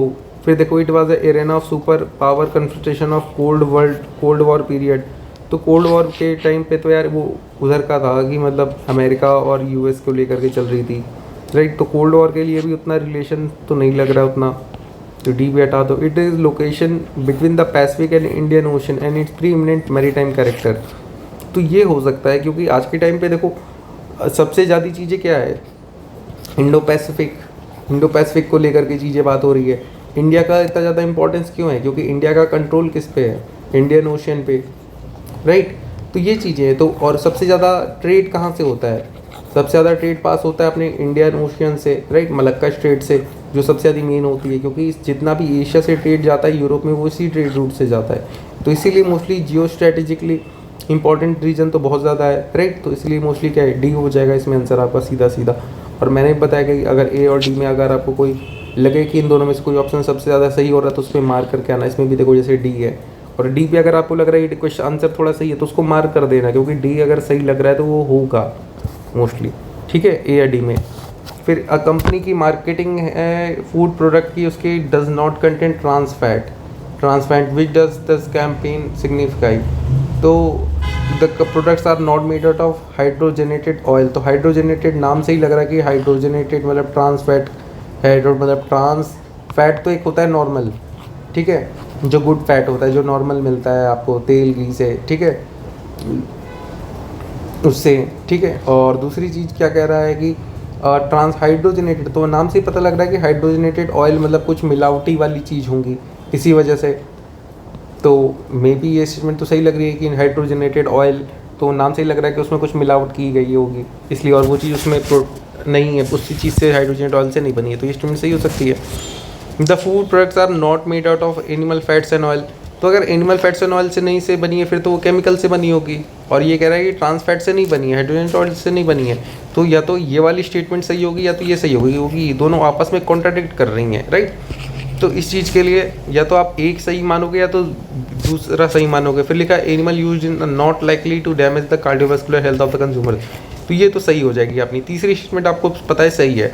अब आपको ये पता करना है कि 1 और 2 में से एक सही होगी, ठीक है। अगर देखो यहाँ पे ओनली पेयर वाला क्वेश्चन होता तो इसमें आप सीधे ओनली 2 पेयर लगा देते, क्योंकि एक तो आपको पता है सही है, इन दोनों में कन्फ्यूज़न है कि इन दोनों में से एक सही हो सकता है, तो ओनली 2 पेयर कर देते तो डायरेक्ट आपका सही हो जाता। बाकी इन इस ऐसे क्वेश्चन में अब देखो जैसे अगर ऐसा वाला ऑप्शन आया है तो उसमें हाइड्रोजनेटेड ऑयल नाम से ही लग रहा है कि ट्रांस फैट है, तो मोस्टली ये वाला होगा कि वो चीज़ नहीं होगी। बाकी एनिमल फैट्स एंड ऑयल, तो बहुत सारे एनिमल फैट्स एंड ऑयल वो गुड फैट होते हैं, राइट, तो उसको लोग कंज्यूम भी करते हैं, तो उसके लिए तो ऐसा चीज़ नहीं है कि वो उससे नहीं बना होगा, राइट, तो वो तो गुड फैट होता है। तो इसका मतलब ये वाला ऑप्शन तो गलत होगा, क्योंकि वो good fat animal good and fat से ही बना होगा तब मोस्टली, राइट, अगर हाइड्रोजनेटेड नहीं है तो सही क्या हो जाएगा 1 और 3, क्योंकि ये तो गलत हो जाएगा। फिर who are eligible to benefit from the Mahatma Gandhi national rural employment guarantee act. तो लिखा है adult member of only schedule caste, schedule tribe, adult member below poverty line, adult member of household of all backward community, adult member of any household. अब ये देखो यहाँ पे सिर्फ schedule caste schedule tribe की बात की जा रही है, यहाँ पे बिलो पॉवर्टी लाइन की बात की जा रही है, यहाँ पे ऑल बैकवर्ड कम्युनिटी के लिए बात हो रही है, और यहाँ पे एनी हाउस होल्ड में सारी चीज़ें ये तीनों देखो स्पेसिफिक है, स्पेसिफिक सेंस में बात कर रही है एक सर्टेन कम्युनिटी के लिए। Schedule caste, schedule tribe, below poverty, BPL हो गया, ओबीसी हो गए, लेकिन यहाँ पे क्या है adult member of all any house hold, तो एनी हाउस होल्ड में सारी चीज़ें इंक्लूड हो गई ना। तो ये क्या है, ये सबसे ब्रॉड स्टेटमेंट है यहाँ पे। तो जो स्टेटमेंट सबसे ब्रॉड हो, जनरल हो, और यहाँ पे देखो डी में दे भी रखी है तो डी में आ गई, तो सीधे सीधे आपने को बताया कि ए और डी में अगर आंसर है और वो करेक्ट लग रहा है तो वही आंसर होगा, तो यहाँ पे हो गया आपका direct D. Next question, with reference to the look east policy, consider the following statement. India want to establish itself as an important regional player in the East Asian affairs. तो establish itself as important regional player, तो हाँ हो सकता है regional player के लिए, ठीक है। India want to plug the vacuum created by termination of the cold war, तो यार ये तो ही ना है कि कोल्ड वॉर का कुछ वैक्यूम क्रिएट हो गया, फिर से चाहती है इंडिया कि मैं उस पर जाऊँ थोड़ा वॉर करूँ। India want to restore historical and culture ties neighbour in south east Asia east Asia, हाँ ये तो ठीक लग रही थी, तीसरी स्टेटमेंट तो शॉर्ट अपने को पता है सही है, और पहली भी ठीक है, तो 1 और 3 इसमें। बाकी अगर वैसा होता तो ओनली 2 पेयर। फिर देखो विच when the annual budget is not pass by the Lok Sabha, अगर लोकसभा से एनुअल बजट पास नहीं हो पाया, बजट मॉडिफाई होगा, प्रेजेंट अगेन किया जाएगा नहीं। अगर बजट पास नहीं हुआ, अगर कोई भी बिल या फिर कोई भी अगर गवर्नमेंट के लिए गवर्नमेंट बिल होता है, बजट भी एक तरीके से गवर्नमेंट का ही होता है, राइट, गवर्नमेंट लेकर के आती है, और गवर्नमेंट अगर उसे पास नहीं कर पा रही फिर तो गवर्नमेंट की मेजॉरिटी पे शक हो जाएगा ना कि गवर्नमेंट की मेजॉरिटी नहीं है, फिर तो गवर्नमेंट को रिज़ाइन करना पड़ जाएगा ना, फिर तो कि गवर्नमेंट फेल कर जाएगी, the budget refer to the Rajya Sabha for such, Rajya Sabha का रोल ही नहीं है उतना बजट के लिए यार। राज्यसभा को union finance minister asked to resign, collective responsibility होती है, सिर्फ यूनियन फाइनेंस मिनिस्टर क्यों करेगा, राइट, क्योंकि पार्लियामेंट में वो पास नहीं हो पाया, तो पार्लियामेंट में हो पाया, the minister submits resignation of the council of minister. तो हाँ, यही सबसे करेक्ट ऑप्शन है डी, और डी पे आ भी रहा है देखो। तो मैंने अभी बताया कि ए और डी पे ऐसे होगा, तो जैसे अगर आपको डी में कोई करेक्ट आंसर लग रहा था या तो ए और डी में, तो फिर वो डी पे मार्क कर दो। तो हाँ, उनको रेजिग्नेशन करना पड़ेगा प्राइम मिनिस्टर को सारे काउंसिल के साथ, क्योंकि फिर उनकी मेजॉरिटी पे डाउट आ जाएगा ना कि मेजॉरिटी उनकी नहीं है, राइट। तो यहाँ पे सी हो गया। फिर under the constitution which of the following is not a fundamental duty, develop करना साइंटिफिक टेम्पर के लिए, वोट करना पब्लिक इलेक्शंस में, सेफ गार्ड करना public property, abide by the constitution, respect in idols. अब मान लो अगर आपने क्या नाम है फंडामेंटल ड्यूटी नहीं पढ़ी है, ठीक है, तब कैसे निकालोगे? तो उसके लिए अब ये देखो, जैसे ये कॉन्सेप्ट है डेवलप करना scientific temper, safeguard public property, abide by constitution, respected ideals. तो ये जो तीनों ऑप्शन है ना, ये तीनों ऑप्शन सबके लिए हैं। अब वो चाहे बच्चा हो, चाहे 1 साल का हो, चाहे वो 70 साल का हो, चाहे वो 100 साल का हो, ठीक है, जितने भी सिटीजन्स हैं उन सबके लिए ये कंपल्समेंट है कि साइंटिफिक टेम्पर डेवलप करो भाई, पब्लिक प्रॉपर्टी को सेव करो, बच्चा बूढ़ा कोई भी करेगा, कॉन्स्टिट्यूशन के लिए सबको करना है। लेकिन to vote in public elections, public election में वोट कौन करेगा? पब्लिक इलेक्शन में वोट तो वही करेगा ना जो एलिजिबल है, एलिजिबल हैं, बच्चे नहीं कर सकते 18 साल के नीचे जो हैं, तो उनकी ये ड्यूटी कैसे हो जाएगी फंडामेंटल ड्यूटी, राइट। तो ये तो फिर एक वो हो गया ना सर्टेन पीपल के लिए, सर्टेन पीपल्स के लिए। अब जैसे टैक्स पे करना, टैक्स पे करना वही टैक्स पे करेगा ना जिसकी इनकम होगी, जिसकी इनकम है ही नहीं वो टैक्स कैसे पे करेगा सर्टेन अमाउंट। जो बच्चे हैं जो अर्न ही नहीं करते हैं, नहीं नॉन अर्नर है, जो डिपेंडेंट पॉपुलेशन है, डिपेंडेंट पॉपुलेशन जो अर्न ही नहीं कर रही है वो कैसे टैक्स पे करेगी? तो उसके लिए तो ड्यूटी होगी नहीं ना, तो ड्यूटी तो सबके लिए कॉमन होगी ना, जो सबके लिए सेम हो, राइट। तो ऐसी चीज़ें जो सबके लिए ना हो, जो सर्टेन सेक्शन ऑफ पॉपुलेशन के लिए हो ना, जो उसके लिए एलिजिबिलिटी क्राइटेरिया जहाँ पे हो, तो वो फंडामेंटल ड्यूटी नहीं होती है। तो यहाँ पे ए और ऑप्शन भी देखो, ए और डी में आ रहा था तो ए में आ गया ये वाला, ठीक है। फिर देखो, with reference to the finance commission of India, which of the following statement correct? It encourage the inflow of foreign capital in the infrastructure development। तो फाइनेंस कमीशन है, इनफ्लो ऑफ फॉरेन कैपिटल, तो facilitate proper distribution of finance among the public sector undertaking, ये भी नहीं होगा। Ensure transparency physical administration, तो ये भी नहीं होगा, राइट। तो ये तो आपके बेसिक के क्वेश्चन है कि अगर आपने बेसिक लक्ष्मीकांत पढ़ा है तो, राइट, तो इसमें आंसर क्या हो जाएगा? नन ऑफ द अबव, ठीक है। लेकिन अब ये देखो, ये तो अब अपने हो गए नॉलेज के बेसिस पे क्वेश्चन। अगर मान लो अपने को ये पता नहीं होता कि अगर अपने लक्ष्मीकांत में मान लो ये फाइनेंस कमीशन के बारे में आपने आज तक पढ़ा ही नहीं है, तो इस क्वेश्चन पे नन ऑफ द अबव लगाना ना बहुत ज़्यादा कठिन टास्क हो जाता है। तो अगर ऐसा क्वेश्चन मान लो अगर ये एग्जाम में आ जाता और यहाँ पे फाइनेंस कमीशन होता और मैंने अगर ये फाइनेंस कमीशन इसके पहले कभी पढ़ा ही नहीं है, दूर दूर तक सुना नहीं है फाइनेंस कमीशन के बारे में, कोई नेचुरल ऐसे टॉपिक आ गया, तब तो यहाँ पे मैं transparency in the financial administration मार करके आता, ensure transparency in the financial administration, encourage proper distribution of the finance among the public sector undertaking। और बाकी इसमें सी भी नहीं होता वैसे मोस्टली, क्योंकि इंश्योर करना है फाइनेंशियल एडमिनिस्ट्रेशन में ट्रांसपेरेंसी। हाँ वैसे ये हो सकता था फाइनेंशियल के लिए, राइट, क्योंकि अब यहाँ पे फाइनेंस कमीशन लिखा है ऑफ इंडिया, यहाँ पे फाइनेंशियल एडमिनिस्ट्रेशन की बात की जा रही है। और एक कमीशन इस्टेब्लिश, कमीशन वैसे शॉर्ट टर्म पीरियड के लिए होती है, किसी सर्टेन स्पेसिफिक टास्क के लिए। तो क्या पता वो ऐसा हो कि ऑडिट करने के लिए उनको वहाँ पे रखा गया, उसके लिए करने के लिए। बाकी फैसिलिटेट करती है प्रॉपर फाइनेंस में तो अंडरटेकिंग, तो ये तो फिर उतना नहीं लगता मुझे एग्जाम हॉल में, अगर मैंने पढ़ा नहीं होता बेसिक चीज़। तो मैं बता रहा हूँ अगर सिर्फ लॉजिक बेस पे अगर मैं ये क्वेश्चन देखूँ तो नन ऑफ द अबव लगाना तो ये तो काफ़ी पॉसिबल नहीं होता इसमें, ठीक है। तो एग्जाम हॉल में फिर ये थोड़ा गलत हो जाता है। वैसे हर एक क्वेश्चन आप उसमें सॉल्व करोगे भी नहीं, राइट, कुछ आपके ये बोलो कि सारे सही होंगे भी नहीं, राइट, तो कुछ कुछ गलत भी होंगे आपके। तो मोस्टली चांसेस यही है कि अगर आपके गलत भी हो रहे हैं तो कोई दिक्कत नहीं है, 10-15 क्वेश्चन गलत हो जाए, नो इशू है। आपकी मेजॉरिटी जो अगर 10-15 भी गलत हो जाए, 10-15 के अगर 30 भी गलत हो जा रहे तो भी 70 क्वेश्चन सही होंगे ना, तो 70 पे फोकस करना है हमें, ठीक है। तो ये क्वेश्चन इसीलिए मैं डिस्कस कर रहा था कि हर एक क्वेश्चन अगर आप लॉजिक से कर रहे हो, ये सोचो कि वो सॉल्व भी हो जाएगा गलत, तो नहीं हो पाएगा, राइट। तो कुछ क्वेश्चन गलत भी होंगे, तो यहाँ पे ऑप्शन आपका नन ऑफ द अबव होगा। फिर देखो right to education, equal and access public service, right to food, कौन से ह्यूमन राइट्स हैं, universal declaration of human rights, ठीक है। तो ह्यूमन राइट्स हैं, राइट टू एजुकेशन हर एक ह्यूमन का राइट होता है यार, एक कहीं ऐसा नहीं है कोई बच्चा हो बूढ़ा हो किसी भी हो, ह्यूमन है, हो गई। उसके बाद पब्लिक सर्विस, तो हाँ पब्लिक सर्विस के लिए भी यार हर एक ह्यूमन का राइट है कि अगर पब्लिक के लिए है तो ह्यूमन है, मिलना ही चाहिए उसके लिए। फूड तो होगा ही, 1 और 3 तो देखो डायरेक्ट हो जाएगा, और 2 भी जनरल है, कोई निगेटिव सेंस में है नहीं, स्ट्रेटेजिक है नहीं। यूनिवर्सल डिक्लेरेशन की बात की गई है ह्यूमन राइट्स के लिए, तो यार ह्यूमन राइट्स ही हैं ये सारे, तो मतलब 1 और 3 कोई सारे जनरल हैं, कोई ऐसा स्पेसिफिक सेंस में नहीं है। फिर अगले टॉपिक पे आ जाते हैं। There is a concern over the increase in harmful algal blooms in the sea water of the India. What could be the causative factor of this phenomena? Increase क्या हो रहे हैं, हार्मफुल एल्गल ब्लूम्स, ठीक है। Discharge of nutrient from the estuaries, तो हाँ हो सकता है एस्चुरीज से न्यूट्रिएंट्स डिस्चार्ज हो रहे हैं, इसकी वजह से वो आ रहे हैं और वहाँ पे एल्गल ब्लूम हो रहा है, ठीक है।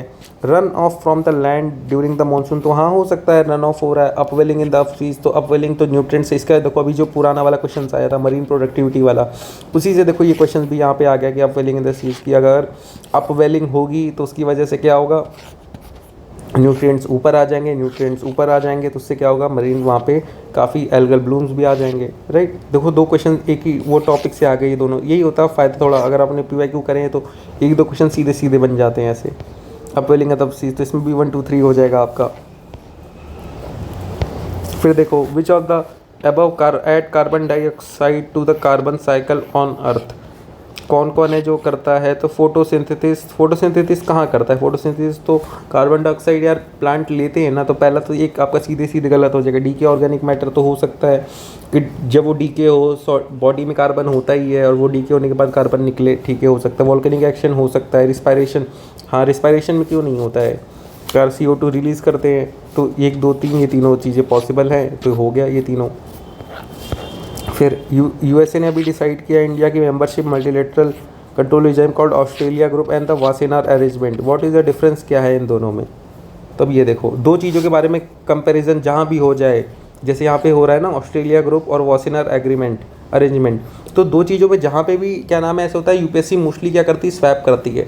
तो हमेशा ये याद रखना यूपीएससी हमेशा स्वैप करेगी, अगर कोई भी ऐसी चीज़ आ रही है तो उसमें जाहिर सी बात है आप थोड़ा अच्छे से पढ़ना कि ऊपर नीचे हो सकता है। तो यहाँ पे बात करें ऑस्ट्रेलिया ग्रुप है, एक इनफॉर्मल अरेंजमेंट है, aims to allow export country to minimise the risk of assisting chemical and biological weapon proliferation, ठीक है। पहली चीज़ इस चीज़ को लेकर बात कर रहा है। दूसरा क्या कह रहा है, वासेनार एग्रीमेंट एक फॉर्मल ग्रुप है अंदर OECD होल्डिंग्स आइडेंटिकल ऑब्जेक्टिव्स, ठीक है। अब यहाँ पे देखो साफ साफ पता लग रहा है, नाम से ही पता लग रहा है ये वासेनार थोड़ा लग रहा है कि कुछ ऐसा होगा केमिकल एंड बायोलॉजिकल वेपन को लेकर के, और OECD ऑस्ट्रेलिया ग्रुप नाम भी ऐसा थोड़ा फॉर्मल सा है, और यहाँ पे OECD की बात कर रहा है, तो OECD भी इकोनॉमिक के लिए है, तो हो सकता है ये नाम से लग रहा है कि ये दोनों चीज़ें चेंज की गई होंगी, ठीक है, स्वैप की गई होंगी, पहले में पता लग रहा है डायरेक्ट। ऑस्ट्रेलिया ग्रुप जो है वो कंटेन करता है Asian, African, north American countries को, और जो वासेनार एग्रीमेंट है वो मोस्टली यूरोपियन और अमेरिकन कॉन्टिनेंट्स को कवर करता है। तो इसमें तो यार इसमें भी मुझे लग रहा है कि स्वैप किया गया होगा, क्योंकि वासेनार एग्रीमेंट है केमिकल, और अगर ये वासेनार एग्रीमेंट केमिकल और बायोलॉजिकल प्लोरिफिकेशन के लिए किया गया है तो इसमें ASEAN, African, north American countries तो होंगी ही, राइट, काफ़ी चीज़ें आ गई। और यहाँ पे यूरोप और अमेरिकन की बात कर रहा है, तो ये मोस्टली यूरोपियन यूनियन और अमेरिकन, और यहाँ पे कह रहा है एक फॉर्मल ग्रुप है under the OECD holding identical objective. तो OECD के लिए यार OECD के सारे मेंबर तो हैं ही, तो मतलब ऑस्ट्रेलिया ग्रुप मोस्टली चांसेस इसके हो, तो यहाँ पे भी स्वैपिंग के चांसेस लग रहे हैं, तो मोस्टली दोनों में स्वैप लग रहा है, तो इसमें आंसर neither 1 neither 2। तो देख रहे हो, तो ऐसे ही देखो 2023 में जो क्वेश्चन आया था बैलिस्टिक मिसाइल्स का और अग्नि मिसाइल्स का, तो उसमें भी क्या था, ऐसे ही उन्होंने स्वैप कर रखा था मोस्टली चीज़ें, तो स्वैपिंग हो जाती है जहाँ पे भी हो ना। जैसे ARVR का क्वेश्चन आया हुआ है, ARVR 2023 में क्वेश्चन 2022 में था आई थिंक, तो उसमें भी उन्होंने स्वैप कर रखा। जहाँ पे भी 2 चीज़ों के बीच में कंपैरिजन हो वहाँ पे स्वैप होता है। इस पेपर में भी 2-3 स्टेटमेंट्स ऐसे हैं ये स्वैपिंग वाली, अभी मैं आगे भी दिखाऊंगा। The surface of the lake is frozen in a sir winter but the water in the bottom is still liquid, what is the reason. Ice is a bad conductor of heat, तो ये तो नहीं है यार कि ice is a bad conductor of heat, ये तो मतलब पढ़ के ही लग रहा है यार कि आइस होती है वो भी तो पिघलती है, तो बैड कंडक्टर कैसे हो जाएगी। Since the surface of the lake is at the same temperature as the air no heat is lost, जो सरफेस है लेक का वो सेम टेम्परेचर पे है और नीचे वाला जो पानी है वो वाटर पे है, तो हीट कोई लॉस्ट नहीं हो रही है। तो ऐसा तो कह नहीं सकते कि हीट लॉस्ट नहीं हो रही, लेकिन हीट लॉस्ट हो रही है। लेकिन इन्होंने पूछा कि रीज़न क्या है ना, what is the reason in the frozen water. जो बॉटम का है वो लिक्विड में है, तो वाटर लिक्विड का है, ये तो आपने ये बता दिया, ये रीज़न है। लेकिन ये रीज़न किस चीज़ का है? ये सिर्फ ऊपर वाले का रीज़न है कि जो सरफेस जो है वो फ्रोज़न है, लेकिन नीचे वाले का रीज़न नहीं पता चल रहा ना कि वाटर नीचे का फिर भी लिक्विड क्यों है। फिर the density of water is maximum at 4 degree Celsius. तो यहाँ पे क्या हो जाएगा, डेंसिटी जो है वाटर की वो 4 डिग्री सेल्सियस पे मैक्सिमम होती है। तो ये हो सकता है कि 4 डिग्री सेल्सियस पे मैक्सिमम होती है, तो इसलिए ऊपर की क्या नाम है वो आइस हो जाएगी और नीचे का जो पूरा होगा वो वाटर रहेगा। ठीक है, तो मोस्टली यहाँ से ये आ जाएगा। तो सी ऑप्शन इसमें मोस्टली लग रहा है कि हाँ हो सकता है कि 4 डिग्री पे, क्योंकि 4 डिग्री तक होगा